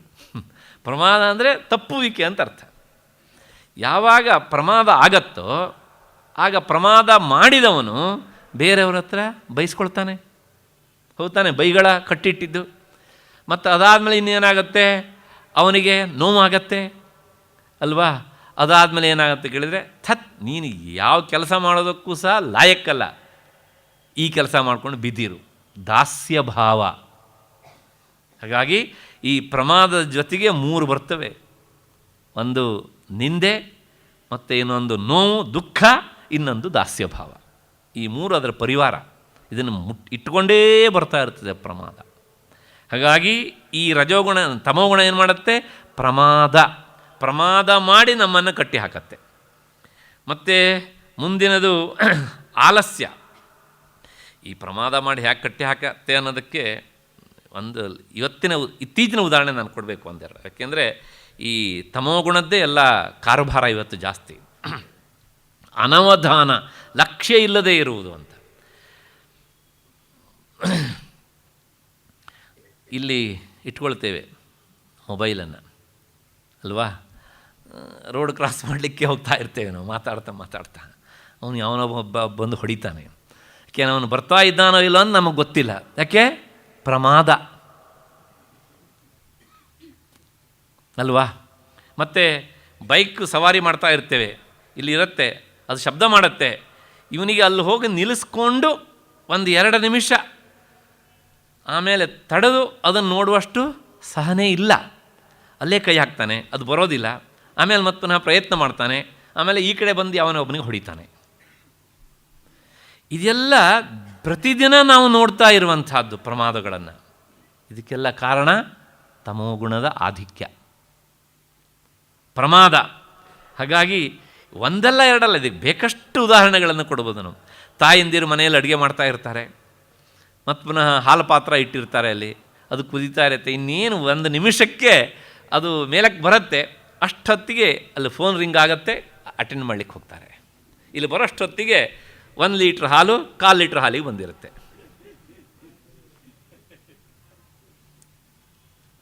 ಪ್ರಮಾದ ಅಲ್ವಾ. ಯಾಕೆ ಕೇಳಿದರೆ ಆ ಕ್ಷಣದಲ್ಲೇ ನಮ್ಮನ್ನು ದಾರಿ ತಪ್ಪಿಸುತ್ತೆ ಅದು. ಈ ಪ್ರಮಾದ ಯಾಕೆ ಆಗುತ್ತೆ? ತಮೋಗುಣದ ಒಂದು ಕೆಲಸದಿಂದಾಗಿ ಆಗುತ್ತೆ. ಅಷ್ಟಾದಮೇಲೆ ಮತ್ತೆ ಮುಂದಿನದು ಪ್ರಮಾದ ಮತ್ತು ಆಲಸ್ಯ. ಆಲಸ್ಯ ಅಂದರೆ ಇವತ್ತು ಜಗತ್ತನ್ನು ಆಳ್ತಾ ಇರೋದು ಅದೇನೆ, ವಿಶೇಷವಾಗಿ ಸರ್ಕಾರಿ ಕಚೇರಿಗಳಲ್ಲಿ. ದಯವಿಟ್ಟು ಯಾರು ಇದ್ದರೆ ಅನ್ಯಥಾ ಭಾವಿಸಬೇಡಿ. ಸೋಮಾರಿತನ ಅಂತ, ಸೋಮಾರಿತನ. ಇದು 2 ತರಹದ ಸೋಮಾರಿತನಗಳಿರ್ತವೆ. ಒಂದು ದೇಹಕ್ಕೆ ಸಂಬಂಧಪಟ್ಟ ಆಲಸ್ಯ, ಇನ್ನೊಂದು ಮನಸ್ಸಿಗೆ ಸಂಬಂಧಪಟ್ಟ ಆಲಸ್ಯ. ಸಾಮಾನ್ಯವಾಗಿ ಯುವ ಪೀಳಿಗೆಯಲ್ಲಿ ನಾವು ನೋಡ್ತಾ ಇರೋದೆಲ್ಲವೂ ಸಹ ಇದು ಮಾನಸಿಕ ಆಲಸ್ಯ. ಯಾಕೆ? ದೇಹ ಚೆನ್ನಾಗೇ ಇರ್ತದೆ ಅವನಿಗೆ, ಆದರೆ ಕೆಲಸ ಮಾಡೋದಿಲ್ಲ. ಕೆಲಸ ಮಾಡಲಿಕ್ಕೆ ಆಗದೇ ಇರುವಷ್ಟು ಅವನ ದೇಹ ದುರ್ಬಲ ಅಲ್ಲ, ಆದರೆ ಕೆಲಸ ಮಾಡೋದಿಲ್ಲ. ಯಾಕೆ ಅಂದರೆ ಮಾನಸಿಕವಾದ ಆಲಸ್ಯ. ಮತ್ತು ದೈಹಿಕ ಆಲಸ್ಯ ಯಾವಾಗ ಬಂದು ಅಡರ್ತದೆ ಅಂದರೆ ವಯಸ್ಸಾದ ಮೇಲೆ ಬರ್ತದೆ. ಗೀತಾಚಾರ್ಯ ಈ ಮಾತನ್ನೆಲ್ಲ ಸುಳ್ಳು ಹೇಳಿ ಅವನಿಗೆ ಆಗಬೇಕಾದದ್ದೇನೂ ಇಲ್ಲ. ಇವತ್ತಿನ ನೋಡಿ ಯುವ ಜನತೆ ಕೆಲವು ಸಲ ಏನು ಮಾಡ್ತೀನಿ ಅಂದರೆ ದೇಹ ದಷ್ಟಪುಷ್ಟವಾಗಿರುತ್ತೆ, ಎಲ್ಲವೂ ಇರುತ್ತೆ, ಸರಿಯಾಗಿರುತ್ತೆ, ಆದ್ರೂ ಸಹ ವೃಥಾ ಕಾಲಹರಣ ಮಾಡ್ತಾ ಇರುತ್ತೆ. ಆಲಸ್ಯತನ. ಅಯ್ಯೋ ಮಾಡಿದ್ರೆ ಆಯ್ತು ಬಿಡು, ಪೋಸ್ಟ್ಪೋನ್. ಇಂದಿನ ಕೆಲಸ ನಾಳೆ, ನಾಳೆನೇದು ಮುಂದೆ ಮುಂದೆ ಮುಂದೆ ಮುಂದೆ. ಕೊನೆಗೆ ಇವರು ಆ ಕೆಲಸ ಮಾಡುವಷ್ಟು ಅಂದರೆ ಮಾಡುವ ದಿನ ಬಂದಾಗ ಇವರೇ ಇಲ್ಲ ಅಂತ ಆಗ್ಬಿಡ್ತಾರೆ ಈಗ ಅಂತ. ಆದ್ದರಿಂದ ಈ ಆಲಸ್ಯತನ ಉಂಟಲ್ಲ, ಅದಕ್ಕೋಸ್ಕರ ಶಾಸ್ತ್ರದಲ್ಲಿ ಒಂದು ಮಾತುಂಟು, ಸೋಮಾರಿತನ. ಆಲಸ್ಯಂ ಹಿ ಮನುಷ್ಯಾಣಾಂ ಶರೀರಸ್ಥೋ ಮಹಾನ್ ರಿಪು. ಈ ಆಲಸ್ಯತನ ಎನ್ನುವಂಥದ್ದು ಅವನ ದೇಹದಲ್ಲಿಯೇ ಇರುವಂಥ ಅತ್ಯಂತ ಪ್ರಬಲವಾದ ಶತ್ರು ಅಂತ. ಮತ್ತು ಸರ್ಕಾರಿ ಕಚೇರಿಗಳಲ್ಲಿ ನೋಡ್ತೇವೆ, ಎಲ್ಲ ಯಂಗ್ ಆ್ಯಂಡ್ ಎನರ್ಜೆಟಿಕ್. ಮತ್ತು IT-BT ಅವ್ರ ಬಗ್ಗೆ ನಾನು ಮಾತನಾಡೋದಿಲ್ಲ, ಅವರಿಗೆ ಆಲಸ್ಯತನಕ್ಕೆ ಪುರುಷತ್ತಿಲ್ಲ ಪಾಪ. 24 hours ಸೂರ್ಯೋದಯ ಸೂರ್ಯಾಸ್ತನ ಇಲ್ಲ ಪಾಪ ಅವರಿಗೆ ಇನ್ನೇನು ಮಾತು. ಸರ್ಕಾರಿ ಕಚೇರಿಗಳಲ್ಲಿ ಅವನು ಬಂದ, ಬ್ಯಾಗ್ ಇಟ್ಟ, ಆಚೆ ಹೋದ, ನಾನು ಬಂದಿದ್ದಾನೆ, ಯಾಕೆ ಸೈನ್ ಹಾಕಿದ, ಬ್ಯಾಗ್ ಇಟ್ಟ ಅಂದ್ರೆ ಆಯ್ತಲ್ಲ, ಇನ್ನೇನು ಮತ್ತೆ ನೀವು ಹೋಗಿ ನೋಡಿ ಕೆಲಸ ಆಯ್ತನ್ರಿ, ಇಲ್ರಿ ನಾಡಿದ್ದು ಬರ್ರಿ, ಮತ್ತು ಆಚೆ ನಾಡಿದ್ದು ಬರ್ರಿ, ದಿನ ನಾಳೆ ನಾಡಿದ್ದು ಇದು 2 ಅವ್ರ ಜೀವನದಲ್ಲಿ ಇರೋದು. ಹಾಗಿದ್ರೆ ಅವನು ಕೆಲಸ ಮಾಡೋದಕ್ಕೆ ಅನ್ಫಿಟ್ ಅಂತ ಆದಮೇಲೆ ಅಲ್ಲಿ ಯಾಕಿರಬೇಕು? ಆದರೆ ಇರ್ತಾನೆ. ಯಾಕೆ ಅಂದರೆ ಕೆಲಸ ಮಾಡಲಿಕ್ಕೆ ಅವನಿಗೆ ಗೊತ್ತಿಲ್ಲ ಅಂತಲ್ಲ, ಅಥವಾ ದೇಹ ದುರ್ಬಲ ಆಗಿದೆ ಅಂತಲೂ ಅರ್ಥ ಅಲ್ಲ, ಮನಸ್ಸು ಇಷ್ಟಪಡೋದಿಲ್ಲ. ಹಾಗಾಗಿ ಮಾನಸಿಕವಾದಂಥ ಆಲಸ್ಯ ಇದು ಸಾಮಾನ್ಯವಾಗಿ ಈ ಯುವ ಜನತೆಯಲ್ಲಿ ನಾವು ಕಾಣುವಂಥದ್ದು. ಇನ್ನು ವಯಸ್ಸು ಆದಮೇಲೆ ಮನಸ್ಸಿಗೆ ಉತ್ಸಾಹ ಇರ್ತದೆ, ಆದರೆ ಆ ಮನಸ್ಸಿನ ಉತ್ಸಾಹಕ್ಕೆ ತಕ್ಕ ಹಾಗೆ ದೇಹ ಎನ್ನುವಂಥದ್ದು ಸ್ಪಂದಿಸೋದಿಲ್ಲ.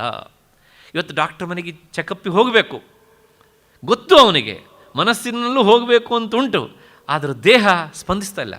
ಏನೋ ಒಂದು ರೀತಿಯ ಹಾಸಿಗೆಯಿಂದ ಹೇಳೋದೇ ಬೇಡ ಅಂತ ಅನಿಸುತ್ತೆ. ವಯೋಹಾನಿ ವಶಾತ್ ಆಗ್ತದೆ. ಇದು ದೇಹಕ್ಕೆ ಸಂಬಂಧಪಟ್ಟ ಆಲಸ್ಯ. ಏನಿದ್ರೂ ಇದು ಎರಡೂ ಸಹ ಯಾವುದರಿಂದ ಆಗುವಂಥದ್ದು? ತಮೋಗುಣದ ಆಧಿಕ್ಯದಿಂದ ಆಗುವಂಥದ್ದು. ಹಾಗಾಗಿ ಪ್ರಮಾದ, ಆಲಸ್ಯ. ಮತ್ತು ಮುಂದಿನದು ನಮಗೆಲ್ಲರಿಗೂ ಇಷ್ಟವಾದದ್ದು ನಿದ್ರಾಭಿಹಿ ಅಂತ. ನಿದ್ರೆ ಅದು ಸಹ ತಮೋಗುಣದ ಒಂದು ಕ್ರಿಯೆ. ಅತಿಯಾದ ನಿದ್ರೆ. ಒಬ್ಬ ಮನುಷ್ಯನಿಗೆ ದಿನವೊಂದಕ್ಕೆ 6 to 7 ತಾಸು ನಿದ್ದೆ ಇದ್ದರೆ ಸಾಕು. ಆದರೆ 10 ತಾಸು 11 ತಾಸು ಎಲ್ಲ ನಿದ್ದೆ ಮಾಡಿದರೆ ಕಾರಣ ಏನು ಕೇಳಿದರೆ ತಮೋಗುಣದ ಒಂದು ಪ್ರಭಾವ ಹೆಚ್ಚಾಗಿದೆ ಅಂತಲೇ ತೀರ್ಮಾನ ಮಾಡಬೇಕು. ಅತಿಯಾದ ನಿದ್ರೆ ಅದು ಸಹ ತಮೋಗುಣದ ಒಂದು ಸ್ವಭಾವ. ಯಾಕೆಂದರೆ ಎಷ್ಟೆಷ್ಟು ಹೊತ್ತು ಜಾಸ್ತಿ ನಿದ್ದೆ ಮಾಡ್ತಾನೋ ಅವನು ತನಗೆ ವಿಶ್ರಾಂತಿ ಸಿಕ್ಕಿದ ಅಂತ ಅಂದ್ಕೊಳ್ಬೋದು. ಆದರೆ ಆತ್ಮಜ್ಞಾನ ಸಾಧನೆಯ ದೃಷ್ಟಿಯಲ್ಲಿ ಲೆಕ್ಕ ಹಾಕಿದಾಗ ಅವನು ತನಗೆ ತಾನೇ ಅನ್ಯಾಯ ಮಾಡಿಕೊಂಡ ಹಾಗೆ. ಅದಿಷ್ಟು ಸಮಯ ನಿದ್ದೆಯಲ್ಲಿ ಕಳೆದು ಹೋಯಿತು. ಏನು ಇದೆಲ್ಲ ಗೀತೆಯಲ್ಲೂ ಬರ್ತದೆ ಈ ಮಾತು. ರಾಮ ಅಯೋಧ್ಯೆಯಿಂದ ಕಾಡಿಗೆ ಹೊರಟು ನಿಂತಾಗ ಕೌಸಲ್ಯೆ 14 ವರ್ಷ ನಿನ್ನನ್ನು ಬಿಟ್ಟಿರೋದು ಹೇಗೋ ಅಂತ ಚಡಪಡಿಸಿದಳು. ಆಗ ರಾಮ ಆ 14 ವರ್ಷ ಹೇಗೆ ಕಳಿಯುತ್ತೆ ಅಂತ ತಾಯಿಗೆ ಒಂದು ಟೈಮ್ ಟೇಬಲ್ ಕೊಟ್ಬಿಡ್ತಾನೆ. ಹೀಗೆ ಕಳಿಯುತ್ತೆ ಅದು ಅಂತ. ಏನು ಅಂದರೆ 14 ವರ್ಷ ಅಲ್ವಾ ಅಮ್ಮ, 14 ವರ್ಷ 7 ವರ್ಷ ನಿದ್ದೆಯಲ್ಲಿ ಹೋಯಿತು, ಮೈನಸ್ ಮಾಡಿಬಿಡು. ಯಾಕೆ ನಾನು ನಿದ್ದೆ ಮಾಡ್ತೇನೆ, ನೀನು ನಿದ್ದೆ ಮಾಡ್ತೀಯೇ, ಆಯ್ತಲ್ಲ. ಮತ್ತು ಊಟ ತಿಂಡಿ ಕಾಫಿ ಅಂತ ನೀನು ಸಹ ಇಲ್ಲಿ ಕಾಲ ಕಳೀತೀಯ, ನಾನು ಕಾಲ ಕಳೀತೇನೆ. ಅದಕ್ಕೆಲ್ಲ ಸೇರಿ ಸುಮಾರು ಒಂದು 2 ವರ್ಷ ತೆಗೆದುಬಿಡು. ಇನ್ನೊಂದು 5 ವರ್ಷ ಅಲ್ವಾ. 5 ವರ್ಷದಲ್ಲಿ ನೀನು ಇಲ್ಲಿ ಅರಮನೆಯಲ್ಲಿ ಅದು ಇದು ಕೆಲಸ ಮಾಡಿಸ್ತಾ ಕಾಲ ಕಳೀತೀಯೇ, ನಾನು ಅಲ್ಲಿ ಗಡ್ಡೆ ಗೆಣಸು ನೋಡಿಕೊಂಡು ಕಾಲ ಕಳೀತೇನೆ. ಮತ್ತು ಇನ್ನು ಕೆಲಸ ಸೀತೆ ಜೊತೆಗೆ ಓಡಾಡ್ಕೊಂಡು ಬರ್ತೇನೆ, ಮತ್ತು ಲಕ್ಷ್ಮಣನ ಜೊತೆಗೆ ಹರಟೆ ಹೊಡಿತೇನೆ. ಹೀಗೆ ಅಬ್ಬಬ್ಬ ಅಂದರೆ ಏನು ನಾವು ಸರಿಯಾಗಿ ನಮ್ಮ ಈ ಎಚ್ಚರದ ಸ್ಥಿತಿಯಲ್ಲಿ ಕಾಲ ಕಳೆಯೋದು ಒಂದು 2-3 ವರ್ಷ ಆಗ್ಬೋದಮ್ಮ. ಅದಕ್ಕೆ ಯಾಕೆ ಇಷ್ಟು ಕಷ್ಟಪಡ್ತೀವಿ ಅಂದ. ಇದು ತಾಯಿಯನ್ನು ಸಮಾಧಾನ ಮಾಡಲಿಕ್ಕೆ ಹೇಳಿದ ಮಾತು, ಅದನ್ನು ನಾವು ಮರಿಬಾರ್ದು. ಆದರೆ ಒಂದಂತೂ ಸತ್ಯ, ನಮ್ಮ ಬದುಕಿನ ಬಹುಭಾಗ ನಿದ್ರೆಯಲ್ಲಿ ಕಳೆದು ಹೋಗ್ತದೆ. ಹಾಗಾಗಿ ನಿದ್ರಾಭಿಹಿ ಅದು ಬಹುವಚನ. ಆ ಪ್ರಮಾದ, ಆಲಸ್ಯ, ನಿದ್ರಾ 3 ಶಬ್ದ ಇದ್ದದ್ರಿಂದ ನಿದ್ರಾಭಿ ಅಂತ ಬಹುವಚನ. ಹೀಗೆ ಈ ರೀತಿಯಾಗಿ ತನ್ನಿಬಧ್ನಾತಿ, ತತ್ ನಿಬಧ್ನಾತಿ. ತತ್ ಅಂದರೆ ಆ ತಮೋಗುಣ, ನಿಬಧ್ನಾತಿ ಬಂಧಿಸ್ತದೆ ಅಂತ. ಅಷ್ಟು ಹಿನ್ನೆಲೆಯಲ್ಲಿ ಈ 3 ಗುಣಗಳು ಯಾವ್ಯಾವ ರೀತಿಯಲ್ಲಿ ನಮ್ಮನ್ನು ಬಂಧಿಸ್ತವೆ ಅನ್ನೋದನ್ನು, ಬಂಧಿಸ್ತವೆ ಅಂದರೆ ಬಂಧಿಸಿದಂತೆ ಅಂತ ಅರ್ಥ. ಈ 3 ಗುಣಗಳ ಬಗ್ಗೆ ಒಂದು ಕಥೆಯನ್ನು ಹೇಳ್ತಾರೆ ರಾಮಕೃಷ್ಣ ಪರಮಹಂಸರು. ಇದು ನಾವೇ ಆ ಕಥೆಯಲ್ಲಿ ಬರುವಂಥ ವ್ಯಕ್ತಿಗಳು. ಒಬ್ಬಾತ ವ್ಯಾಪಾರಿ ಇದ್ದಂತೆ. ಅವನ ಹತ್ರ ಒಂದು ವ್ಯಾಪಾರ ಮಾಡಿದ್ದ, ಒಂದಿಷ್ಟು ದುಡ್ಡಿನ ಗಂಟಿತ್ತು. ಆ ಗಂಟನ್ನಿಟ್ಕೊಂಡು ಅವನು ವ್ಯಾಪಾರ ಮಾಡಿದ ಸ್ಥಳದಿಂದ ತನ್ನ ಊರಿಗೆ ಪ್ರಯಾಣ ಮಾಡ್ತಾಯಿದ್ದ. ಹಾಗೆ ಪ್ರಯಾಣ ಮಾಡುವಾಗ ಒಂದು ಕಾಡಿನ ದಾರಿಯ ಮೂಲಕ ಅವನು ಪ್ರಯಾಣಿಸಬೇಕಾಗಿತ್ತು. ಆ ಕಾಡಿನಲ್ಲಿ ಬರುವಾಗ 3 ಜನ ಕಳ್ಳರು ಅವನನ್ನು ಹಿಡ್ಕೊಂಡ್ರು.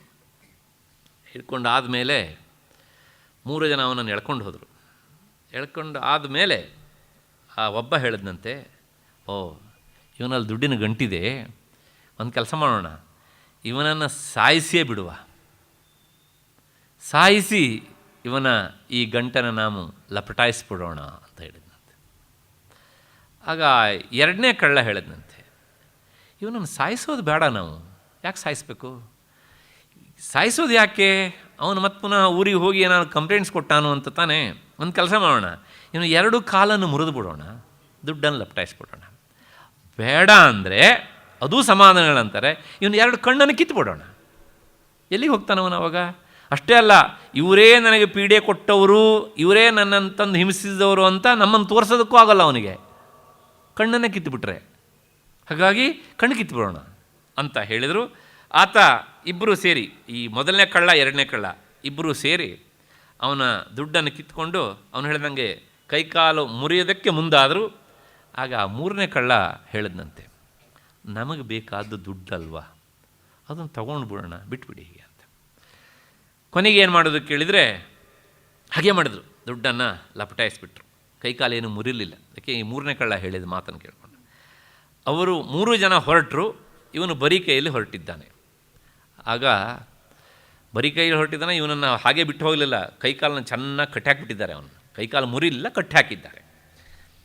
ಅವರಿಬ್ಬರು 3 ಜನ ಹೋಗ್ತಾ ಇರುವಾಗ ಇಬ್ಬರನ್ನು ಮುಂದಕ್ಕೆ ಬಿಟ್ಟು ಈ ಮೂರನೇ ಕಳ್ಳ ಮತ್ತೆ ಹಿಂದಕ್ಕೆ ವಾಪಸ್ ಬಂದಂತೆ.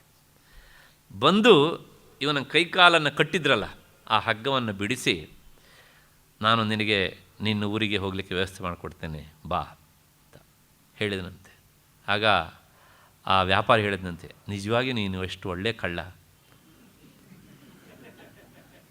ಯಾಕೆ ಅಂದರೆ ಒಬ್ಬಾತ ನನ್ನನ್ನು ಸಾಯಿಸಬೇಕು ಅಂದ, ಇನ್ನೊಬ್ಬ ಕೈಕಾಲು ಮುರಿಬೇಕು ಅಂದ, ಕೈಕಾಲು ಕಟ್ಟಿದ್ರು, ಆದರೆ ಕಟ್ಟಿದ್ದನ್ನು ನೀನು ಬಿಡಿಸ್ತಾ ಇದ್ದೀಯಲ್ಲ, ಅಷ್ಟರ ಮಟ್ಟಿಗೆ ನಿನ್ನನ್ನು ಒಳ್ಳೆತನ ಉಂಟಲ್ವ. ಅಷ್ಟೇ ಅಲ್ಲ, ನಾನು ನಿನಗೆ ನಿನ್ನೂರಿಗೆ ಹೋಗೋ ದಾರಿ ತೋರಿಸ್ತೇನೆ ಬಾ ಅಂಥೇಳಿ ಆ ವ್ಯಾಪಾರಿಯನ್ನು ಆ ಕಳ್ಳ ಕರ್ಕೊಂಡು ಬಂದು ಹೆದ್ದಾರಿಗೆ ಕರ್ಕೊಂಡು ಬಂದು ಹೇಳಿದಂತೆ, ನೋಡು ಇದೇ ದಾರಿಯ ಮೂಲಕ ಹೋಗು, ನಿನ್ನ ಮನೆ ಸಿಗತ್ತೆ ಅಂತ. ಆಗ ಈ ವ್ಯಾಪಾರಿ ಹೇಳಿದಂತೆ, ನನಗೆ ಕಟ್ಟಿದ ಕಟ್ಟನ್ನು ನೀನು ಬಿಡಿಸಿದೆ, ಕಾಡಿನಿಂದ ಕರ್ಕೊಂಡು ಬಂದೆ, ದಾರಿಯಲ್ಲಿ ನಿಂತು ನನಗೆ ಹೋಗುವ ದಾರಿಯನ್ನು ತೋರಿಸ್ತಾ ಇದ್ದೀಯ, ನನ್ನ ಮನೆಗೆ ಬಾ, ಏನಾದರೂ ಒಂದು ಸ್ವಲ್ಪ ಆತಿಥ್ಯ ಸ್ವೀಕರಿಸಿ ಹೋಗ್ತೀಯಂತೆ. ಯಾಕೆಂದರೆ ಕಳ್ಳರಲ್ಲೂ ನೀನು ಒಳ್ಳೆಯವನು ಅನ್ನೋದು ನನಗೆ ಸ್ಪಷ್ಟ ಆಗ್ತಾಯಿದೆ ಅಂತ. ಆಗ ಅವನು ಹೇಳಿದಂತೆ, ನಾನು ಅಲ್ಲಿ ಬರುವಂತಿಲ್ಲ, ಯಾಕೆಂದ್ರೆ ನಾನೂ ಒಬ್ಬ ಕಳ್ಳ ಅಂತ ಪೊಲೀಸ್ ರೆಕಾರ್ಡಲ್ಲಿ ದಾಖಲಾಗಿಬಿಟ್ಟಿದೆ, ಹಾಗಾಗಿ ನಾನು ಬಂದರೆ ನನ್ನನ್ನು ಹಿಡ್ಕೊಳ್ತಾರೆ, ಹಾಗಾಗಿ ನೀನು ಇಲ್ಲಿಂದ ಹೀಗೇನೆ ಪ್ರಯಾಣ ಮಾಡು ಅಂತ. ಇಲ್ಲಿನ ವ್ಯಾಪಾರಿ ಯಾರು ಅಂದರೆ ಈ ವ್ಯಾಪಾರಿ ನಾವೇ, ಪ್ರತಿಯೊಬ್ಬ ಜೀವಾತ್ಮನೂ ಒಬ್ಬ ವ್ಯಾಪಾರಿ. ಹಾಗಿದ್ದರೆ ಅವರು ಸಿಲುಕೊಂಡಂಥ ಕಾಡು ಯಾವುದು ಅಂದರೆ ಈ ಸಂಸಾರವೇ ಒಂದು ಕಾಡು. ಮತ್ತು ಈ ಮೊದಲನೇ ಕಳ್ಳ ಇವನನ್ನು ಸಾಯಿಸೇ ಬಿಡೋಣ ಅಂತ ಹೇಳಿದ್ನಲ್ಲ, ಅವನೇ ತಮೋಗುಣ. ಇಲ್ಲ ಇವನನ್ನು ಕೈಕಾಲು ಕಟ್ಟಾಕ್ಬಿಡೋಣ, ಕಣ್ಣು ಕಿತ್ತುಬಿಡೋಣ ಅಂತ ಹೇಳಿದ್ನಲ್ಲ, ಅವನೇ ಯಾರು? ರಜೋಗುಣ. ಆಮೇಲೆ ಇವರಿಬ್ಬರು ಮಾಡಿದ ಈ ಕೆಲಸದಿಂದ ಬಿಡಿಸ್ನಲ್ಲ, ಬಂದು ಹಗ್ಗವನ್ನು ಬಿಡಿಸಿ ದಾರಿ ತೋರಿಸ್ನಲ್ಲ, ಅವನೇ ಸತ್ವಗುಣ. ಆದರೆ ಅವನು ಸಹ ಮುಂದಕ್ಕೆ ಬರುವಂತಿಲ್ಲ, ಯಾಕೆಂದರೆ ಅವನು ಸಹ ಕಳ್ಳರ ಪಟ್ಟಿಯಲ್ಲಿದ್ದಾನೆ. ಹಾಗಾಗಿ ದಾರಿ ತೋರಿಸ್ತಾನೆ ಅಷ್ಟೇ ಹೊರತು ಆ ದಾರಿಯಲ್ಲಿ ಹೋಗುವ ಕೆಲಸವನ್ನು ಇವನೇ ಮಾಡಬೇಕೆ ಅಷ್ಟೇ ಹೊರತು ಅವನು ತನ್ನ ಹೆಗಲ ಮೇಲೆ ಕೂರಿಸ್ಕೊಂಡು ಕರ್ಕೊಂಡು ಬರೋದಿಲ್ಲ.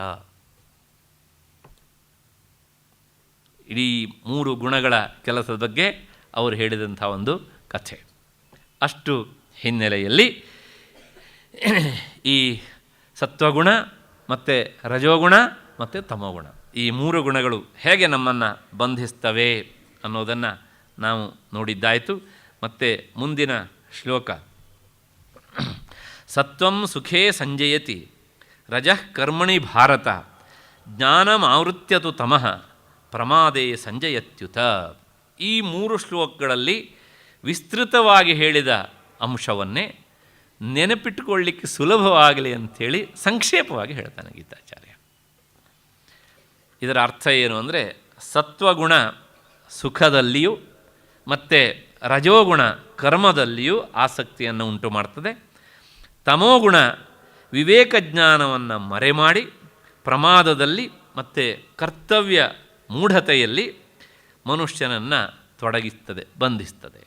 ಇದಿಷ್ಟು ಈ ಶ್ಲೋಕದ ಅರ್ಥ. ಈ ಶ್ಲೋಕದ ಅರ್ಥವನ್ನು ನಾವು ಹಿಂದೆ ನೋಡಿಕೊಂಡು ಬಂದಾಗಿದೆ. ಈ 3 ಶ್ಲೋಕದಲ್ಲಿ ಹೇಳಿದ್ದನ್ನು ಮತ್ತು ಪುನಃ ಸಂಕ್ಷೇಪವಾಗಿ ಹೇಳ್ತಾನೆ. ಯಾಕೆ ಕೇಳ್ತಾ ಬಂದಾಗ ಯಾವ ಶ್ಲೋಕದಲ್ಲಿ ಏನು ಹೇಳಿದ್ದ ಅಂತ ಮರ್ತೋಗ್ಬಿಡುತ್ತಲ್ಲ ನಮಗೆ. ನಮಗಿಂತ ಹೆಚ್ಚು ನಮ್ಮ ಬಗ್ಗೆ ಅವನಿಗೆ ಗೊತ್ತು, ಗೀತಾಚಾರ್ಯನಿಗೆ. ಅದಕ್ಕೋಸ್ಕರ ನೆನಪಿಟ್ಕೊಳ್ಳೋದಕ್ಕೆ ಒಂದು ಸೂತ್ರಪ್ರಾಯವಾಗಿ ಅದನ್ನು ಸಂಕ್ಷೇಪವಾಗಿ ತಿಳಿಸಿಕೊಡ್ತಾನೆ. ಹಾಗಾಗಿ ಈ ಶ್ಲೋಕದ ಅರ್ಥ ಈ ಹಿಂದಿನ 3 ಶ್ಲೋಕದ ಅರ್ಥ ವಿವರಣೆಯಲ್ಲಿಯೇ ಅದು ಗತಾರ್ಥ ಅಂತ ಅಂದ್ಕೊಂಡು ಮುಂದಿನ ಶ್ಲೋಕಕ್ಕೆ ಹೋಗೋಣ. 10ನೆಯ ಶ್ಲೋಕ. ಈ ನಮ್ಮಲ್ಲಿ ಯಾವ ಯಾವ ಗುಣಗಳು ಹೇಗೆ ಕೆಲಸ ಮಾಡ್ತವೆ ಅನ್ನೋದನ್ನು ಈ ಮುಂದಿನ ಶ್ಲೋಕ, ಅಂದರೆ ಇವು ಹೇಗೆ ಮಾಡ್ತವೆ ಮತ್ತು ಯಾವಾಗ ಮಾಡ್ತವೆ ಅನ್ನೋದನ್ನು ಈ ಶ್ಲೋಕ 10ನೇ ಶ್ಲೋಕ ಹೇಳುತ್ತೆ. ರಜಸ್ತಮಶ್ಚಾಭಿಭೂಯ ಸತ್ವಂ ಭವತಿ ಭಾರತ, ರಜಸ್ಸತ್ವಂ ತಮಶ್ಚೈವ ತಮಸ್ಸತ್ವಂ ರಜಸ್ತಥ. ಅರ್ಜುನ, ಕೆಲವು ಸಲ ಈ ರಜಸ್ಸು ತಮಸ್ಸುಗಳನ್ನು ತಳ್ಳಿ ಹಾಕಿ, ಅಂದರೆ ಹಿಮ್ಮೆಟ್ಟಿಸಿ ಸತ್ವಗುಣ ಎನ್ನುವಂಥದ್ದು ಅದು ಮೇಲೆದ್ದುಕೊಳ್ಳುತ್ತದೆ.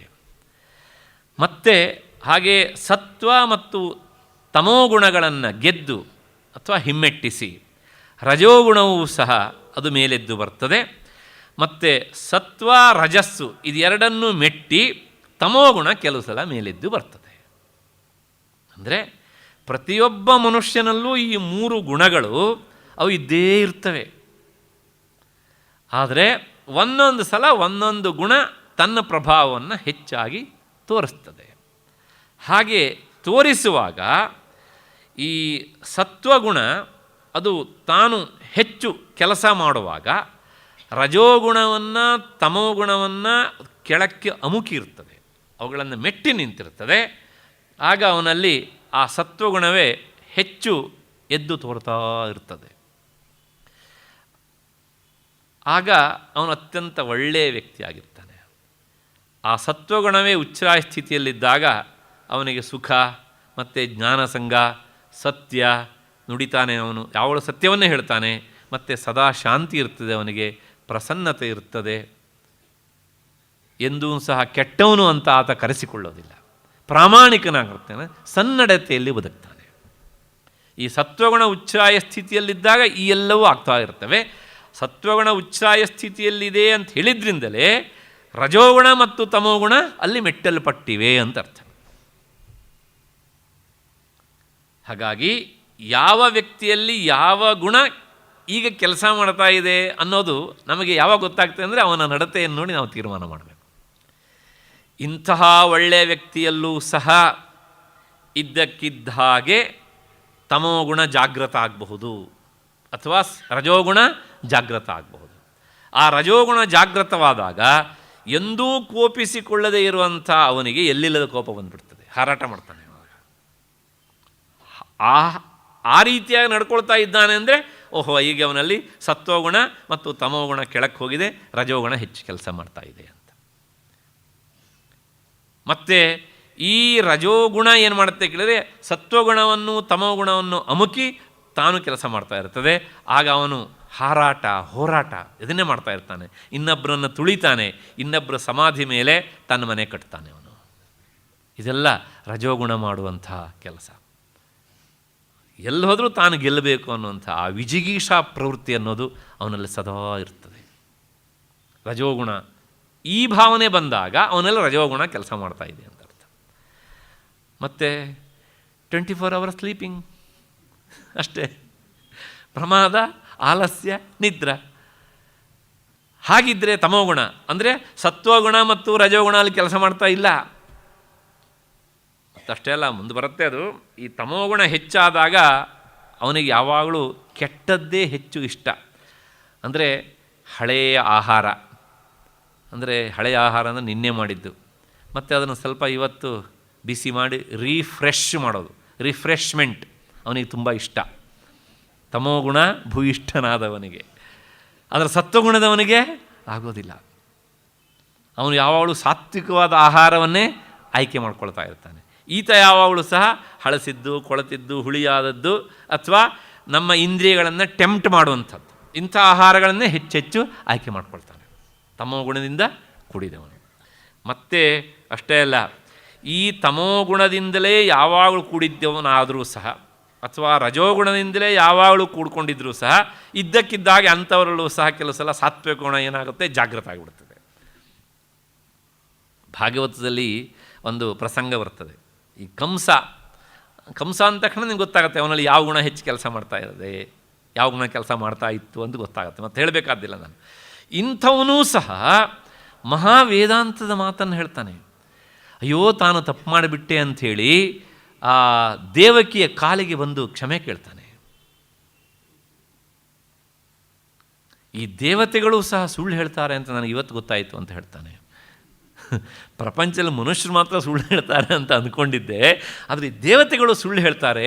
ಅವ್ರು ಹೇಳಿದ ಮಾತನ್ನು ಕೇಳ್ಕೊಂಡು ನಾನೇನು ಮೋಸ ಮಾಡಿಬಿಟ್ಟೆ. ಹಾಗಾಗಿ ನಿನ್ನ ಅಣ್ಣ ನಾನು ನಿಜವಾಗಿಯೂ ಒಳ್ಳೆಯವನು, ನಾನು ತಪ್ಪು ಮಾಡೋದಕ್ಕೆ ಕಾರಣ ನಾನಲ್ಲ, ಈ ದೇವತೆಗಳ ಸ್ಟೇಟ್ಮೆಂಟ್. ಹಾಗಾಗಿ ನನ್ನನ್ನು ಕ್ಷಮಿಸಿಬಿಡು ತಂಗಿ ಅಂಥೇಳಿ ದೇವಕಿ ಹತ್ರ ಕ್ಷಮೆ ಕೇಳ್ತಾನೆ ಅವನಿಗೆ ಅಂತ. ನಿನಗೆ ಯಾಕಪ್ಪ ಇಷ್ಟು ಒಳ್ಳೆಯ ಬುದ್ಧಿ ಬಂತು ಅಂದರೆ, ಆ ರಜೋಗುಣ ತಮೋಗುಣಗಳ ಮಧ್ಯದಲ್ಲೂ ಸಹ ಸತ್ವಗುಣ ಅದು ಎದ್ಬಿಡ್ತದು. ಹಾಗಾಗಿ ಕಂಸ ಈ ರೀತಿಯಾಗಿ ತಾನು ಒಳ್ಳೆಯವನು ಅಂತ ಅದಿಷ್ಟು ಹೊತ್ತು ಒಂಥರ ಬೋರ್ಡ್ ಹಾಕ್ಕೊಂಡ್ಬಿಟ್ಟ. ಆದ್ದರಿಂದ ಎಲ್ಲ ವ್ಯಕ್ತಿಗಳಲ್ಲೂ ಸಹ ಈ 3 ಗುಣಗಳು ಹೆಚ್ಚು ಕೆಲಸ ಮಾಡ್ತವೆ. ಆದರೆ ಒಂದು ಏನು ಅಂದರೆ, ಅಧ್ಯಾತ್ಮ ದಾರಿಯಲ್ಲಿ ಸಾಗುವವನು ಈ ತಮೋಗುಣ ಮತ್ತು ರಜೋಗುಣಗಳನ್ನು ಅಭ್ಯಾಸ ಬಲದಿಂದ ಕೆಳಕ್ಕೆ ಅವುಗಳನ್ನು ಇರಿಸಿ ಸತ್ವಗುಣ ಹೆಚ್ಚೆಚ್ಚು ಉಚ್ಛ್ರಾಯ ಸ್ಥಿತಿಗೆ ಬರುವ ಹಾಗೆ ಪ್ರಯತ್ನ ಮಾಡಬೇಕು. ಪ್ರಯತ್ನದಿಂದ ಸಾಧ್ಯ. ಯಾಕೆಂದರೆ ಅಧ್ಯಾತ್ಮ ದಾರಿಯಲ್ಲಿ ಸಾಗುವವನಿಗೆ ಪ್ರಯತ್ನ ಪ್ರತಿ ಹೆಜ್ಜೆಗೂ ಬೇಕು. ಹಾಗಾದಾಗ ಏನಾಗುತ್ತೆ ಕೇಳಿದರೆ, ಎಷ್ಟೋ ದೀರ್ಘಕಾಲ ಈ ನಿರಂತರ ಪ್ರಯತ್ನ ಮಾಡ್ತಾ ಮಾಡ್ತಾ ಹೋದಾಗ ಆ ಸತ್ವಗುಣವೇ ಉಚ್ಛ್ರಾಯ ಸ್ಥಿತಿಗೆ ಬಂದು ರಜೋಗುಣ ತಮೋಗುಣಗಳು ಅವು ಕೆಳಕಮ್ಮುತ್ತವೆ. ಕೊನೆಗೆ ಸತ್ವಗುಣದಲ್ಲಿ ನಿಂತು ಆತ ರಜೋಗುಣ ಮತ್ತು ತಮೋಗುಣವನ್ನು ನೋಡಬೇಕು. ಅಂದರೆ ಅವು ಎರಡನ್ನು ದೃಶ್ಯಸ್ಥಾನದಲ್ಲಿ ಇರಿಸಬೇಕು. ಆಗ ಅವುಗಳ ಮಾಡುವಂತಹ ಈ ವಿಕಾರಕ್ಕೆ ಅಥವಾ ಕ್ರಿಯೆಗೆ ಆತ ಒಳಗಾಗುವುದಿಲ್ಲ. ಆದ್ದರಿಂದ ರಜಸ್ತಮಶ್ಚಾಭಿಭೂಯ ಸತ್ವಂ ಭವತಿ ಭಾರತ, ರಜಸ್ಸತ್ವಂ ತಮಶ್ಚೈವ ಸಮಸ್ಸತ್ವಂ ರಜಸ್ತಥಾ. ಇಷ್ಟಾದ ಮೇಲೆ ಮತ್ತೆ ಈ ಸತ್ವಗುಣ ಉಚ್ಛ್ರಾಯ ಸ್ಥಿತಿಗೆ ಬಂದಾಗ ಏನಾಗತ್ತೆ, ಅದು ಯಾವ ರೀತಿಯಲ್ಲಿ ಕೆಲಸ ಮಾಡುತ್ತೆ ಅನ್ನೋದನ್ನು ಈ 11ನೆಯ ಶ್ಲೋಕದಲ್ಲಿ ಮತ್ತೆ ತಿಳಿಸಿಕೊಡ್ತಾನೆ. ಗೀತಾಚಾರ್ಯನಿಗೆ ಈ ಗುಣಗಳ ಬಗ್ಗೆ ಏನು ಇಷ್ಟೊಂದು ಪ್ರೀತಿ ಅಂತ ಕೇಳಬೇಡಿ. ಗುಣಗಳ ಬಗ್ಗೆ ಪ್ರೀತಿಯಲ್ಲ ಅವನಿಗೆ, ಗುಣಾತೀತನಾಗುವುದಕ್ಕೆ ಉಪಾಯ ಹೇಳ್ತಿದ್ದಾನೆ. ಅದು ತಿಳ್ಕೊಳ್ಬೇಕು ಅಂತ ಆದಾಗ ಇವುಗಳ ಸ್ವರೂಪ, ಇವುಗಳ ಹಣೆ ಬರ ಏನು ಅಂತ ತಿಳ್ಕೊಳ್ಬೇಕಲ್ಲ. ಅದಕ್ಕೋಸ್ಕರ ಮತ್ತೆ ಮತ್ತೆ ನಿರಂತರವಾಗಿ ಅವುಗಳ ಬಗ್ಗೆ ಹೇಳ್ತಾ ಹೋಗ್ತಾನೆ ಈ ಅಧ್ಯಾಯದಲ್ಲಿ. ಸರ್ವದ್ವಾರೇಷು ದೇಹೇಸ್ಮಿನ್ ಪ್ರಕಾಶ ಉಪಜಾಯತೆ, ಜ್ಞಾನಂ ಯದಾ ತದಾ ವಿದ್ಯಾತ್ ವಿವೃದ್ಧಂ ಸತ್ವಮಿತ್ಯುತ. ಈ ದೇಹದಲ್ಲಿರುವಂತಹ ಇಂದ್ರಿಯಗಳು ಎನ್ನುವಂತಹ ಎಲ್ಲ ದ್ವಾರಗಳಲ್ಲಿಯೂ ವಿವೇಕಜ್ಞಾನ ಎನ್ನುವಂಥ ಪ್ರಕಾಶ ಯಾವಾಗ ಅದು ಉದಯಿಸ್ತದೋ ಆಗ ಸತ್ವಗುಣ ಎದ್ದು ಬೆಳೆದು ನಿಂತಿದೆ ಅಂತ ತಿಳಿದುಕೋ. ಇದಿಷ್ಟು ಈ ಶ್ಲೋಕದ ಅರ್ಥ. ಸರ್ವದ್ವಾರೇಶು ಅಂತಾನೆ. ಏನ್ರಿ ಈ ದೇಹಕ್ಕೆ ದ್ವಾರ ಇದೆಯಾ? ದ್ವಾರ ಅಂದರೆ ಬಾಗಿಲು ಅಂತ. ಹೌದು ಇದೆ. ವಿಶೇಷವಾಗಿ ಪಂಚ ಜ್ಞಾನೇಂದ್ರಿಯಗಳು, ಪಂಚ ಕರ್ಮೇಂದ್ರಿಯಗಳು ಮತ್ತು ಇನ್ನೊಂದು ಮನಸ್ಸು. ಇಲ್ಲಿ ವಿಶೇಷವಾಗಿ ಜ್ಞಾನೇಂದ್ರಿಯಗಳನ್ನು ಇಟ್ಕೊಂಡು ಈ ಇಂದ್ರಿಯಗಳನ್ನೇ ದ್ವಾರ ಎನ್ನುವಂಥ ಶಬ್ದದಿಂದ ಭಗವಂತ ಕರೆದಿದ್ದಾನೆ. ಈ ಸತ್ವಗುಣ ಉಚ್ಛ್ರಾಯ ಸ್ಥಿತಿಯಲ್ಲಿದ್ದಾಗ ಸರ್ವದ್ವಾರೇಷು ಕೌಂತೆಯ ಪ್ರಕಾಶ ಉಪಜಾಯ, ದೇಹೇಸ್ಮಿನ್ ಪ್ರಕಾಶ ಉಪಜಾಯತೆ. ಎಲ್ಲ ಇಂದ್ರಿಯಗಳಲ್ಲೂ ಸಹ ಪ್ರಕಾಶ ಅಂದರೆ ವಿವೇಕ. ವಿವೇಕ ಅಂದರೆ ಸರಿ ತಪ್ಪುಗಳನ್ನು ಆಯ್ಕೆ ಮಾಡಿಕೊಳ್ಳುವಂಥದ್ದು. ಕಣ್ಣು ಯಾವುದೋ ಒಂದು ಕೆಟ್ಟದ್ದನ್ನು ನೋಡಿದರೂ ಸಹ ಇದು ನಾನು ನೋಡಬಾರ್ದು, ಈ ದೃಶ್ಯವನ್ನು ನಾನು ನೋಡಬಾರ್ದು ಅಂತ ತಕ್ಷಣ ವಿವೇಕ ಬಂದುಬಿಡ್ತದೆ. ಯಾವುದೋ ಒಂದು ಶಬ್ದ ಕಿವಿನಲ್ಲಿ ಬಿತ್ತು, ಇದು ನಮಗಲ್ಲ. ಮತ್ತು ನಾಲಿಗೆಯಿಂದ ಯಾವುದೋ ಶಬ್ದ ಬಂದರೂ ಸಹ ತಕ್ಷಣ ಅಯ್ಯೋ ನನ್ನಿಂದ ತಪ್ಪಾಯಿತು, ಹೀಗಲ್ಲ ಹೇಳಬಾರ್ದಿತ್ತು ಹೀಗೆ ಅಂತ. ಹೀಗೆ ಪ್ರತಿಯೊಂದು ಇಂದ್ರಿಯಗಳಲ್ಲೂ ಸಹ ಅವನಿಗೆ ಆ ಸತ್ವಗುಣದ ಪ್ರಭಾವದಿಂದಾಗಿ ವಿವೇಕ ಜ್ಞಾನ ಎನ್ನುವಂಥದ್ದು ಹೆಚ್ಚಾಗ್ತಾ ಹೋಗ್ತದೆ. ಆಗ ಅಂದರೆ ಆ ವಿವೇಕ ಹೆಚ್ಚಾಗ್ತಾ ಇದ್ದರೆ ಅವನಿಗೆ ಸತ್ವಗುಣ ಉಚ್ಛ್ರಾಯ ಸ್ಥಿತಿಯಲ್ಲಿದೆ ಅಂತ, ಅಂದರೆ ಸತ್ವಗುಣ ಬೆಳೆದು ನಿಂತಿದೆ ಅಂತ ತಿಳ್ಕೊಳ್ಬೇಕು. ನಿರಂತರ ಅಧ್ಯಯನದಲ್ಲಿ ತೊಡಗಿರ್ತಾನೆ ಅಥವಾ ಒಳ್ಳೆಯ ಕೆಲಸನೇ ಹೆಚ್ಚೆಚ್ಚು ಮಾಡ್ತಾನೆ. ಕೆಲವು ಜನ ಇರ್ತಾರೆ ನೋಡಿ, ಅವರು ಅಪ್ಪಿತಪ್ಪಿಯೂ ಸಹ ಕೆಟ್ಟ ಕೆಲಸ ಕೈ ಹಾಕೋದೇ ಇಲ್ಲ. ಮಾಡೋ ಪರಿಸ್ಥಿತಿ ಬಂದರೆ ಇಲ್ಲಪ್ಪ ಬೇರೆ ಜನ ಇದ್ದಾರೆ ಅವ್ರ ಹತ್ರ ಮಾಡಿಸ್ಕೊಳ್ಳಿ, ನಾನು ಅದನ್ನು ಮಾಡೋದಿಲ್ಲ ಅಂತ ಹೇಳ್ತಾರೆ. ಇದೆಲ್ಲ ಆ ಸತ್ವಗುಣದ ಉಚ್ಛ್ರಾಯ ಸ್ಥಿತಿಗೆ ಉದಾಹರಣೆ. ಹೀಗೆ ಸರ್ವದ್ವಾರೇಷು ದೇಹೇಸ್ಮಿನ್ ಪ್ರಕಾಶ ಉಪಜಾಯತೆ ಜ್ಞಾನಂ ಯದಾ ತದಾ ವಿದ್ಯಾತ್ ವಿವೃದ್ಧಂ ಸತ್ವಮಿತ್ಯುತ. ಇದು ಸತ್ವಗುಣಕ್ಕೆ ಸಂಬಂಧಪಟ್ಟಂಥದ್ದು. ಮತ್ತು ರಜೋಗುಣಕ್ಕೆ ಸಂಬಂಧಪಟ್ಟಿದ್ದು. ರಜೋಗುಣ ಉಚ್ಛ್ರಾಯ ಸ್ಥಿತಿಯಲ್ಲಿ ಇದ್ದರೆ ಏನಾಗ್ತದೆ ಅಂತ ಇದರ ಬಗ್ಗೆ ನಾಳೆ ತಿಳ್ಕೊಳ್ಳೋಣ. ಯಾಕೆಂದರೆ ಈ ಸತ್ವಗುಣ ಉಚ್ಛ್ರಾಯ ಸ್ಥಿತಿಯಲ್ಲಿದ್ದರೆ ಏನು ಮಾಡುತ್ತೆ ಅನ್ನೋದನ್ನು ಈಗ ನಾವು ನೋಡ್ಕೊಂಡು ಬಂದಿದ್ದೇವಲ್ಲ, ಅದ್ರ ಬಗ್ಗೆ ನಾಳೆವರೆಗೂ ಮೆಲುಕು ಹಾಕ್ತಾ ಇರೋಣ. ನಾಳೆ 6:15 ಸೇರಿದಾಗ ಈ ರಜೋಗುಣದ ಬಗ್ಗೆ ವಿಚಾರ ಮಾಡೋಣ. ಅಲ್ಲಿವರೆಗೆ ನಿಮಗೆಲ್ಲರಿಗೂ ನಮಸ್ಕಾರ ಮತ್ತು ಕೃತಜ್ಞತೆಗಳು.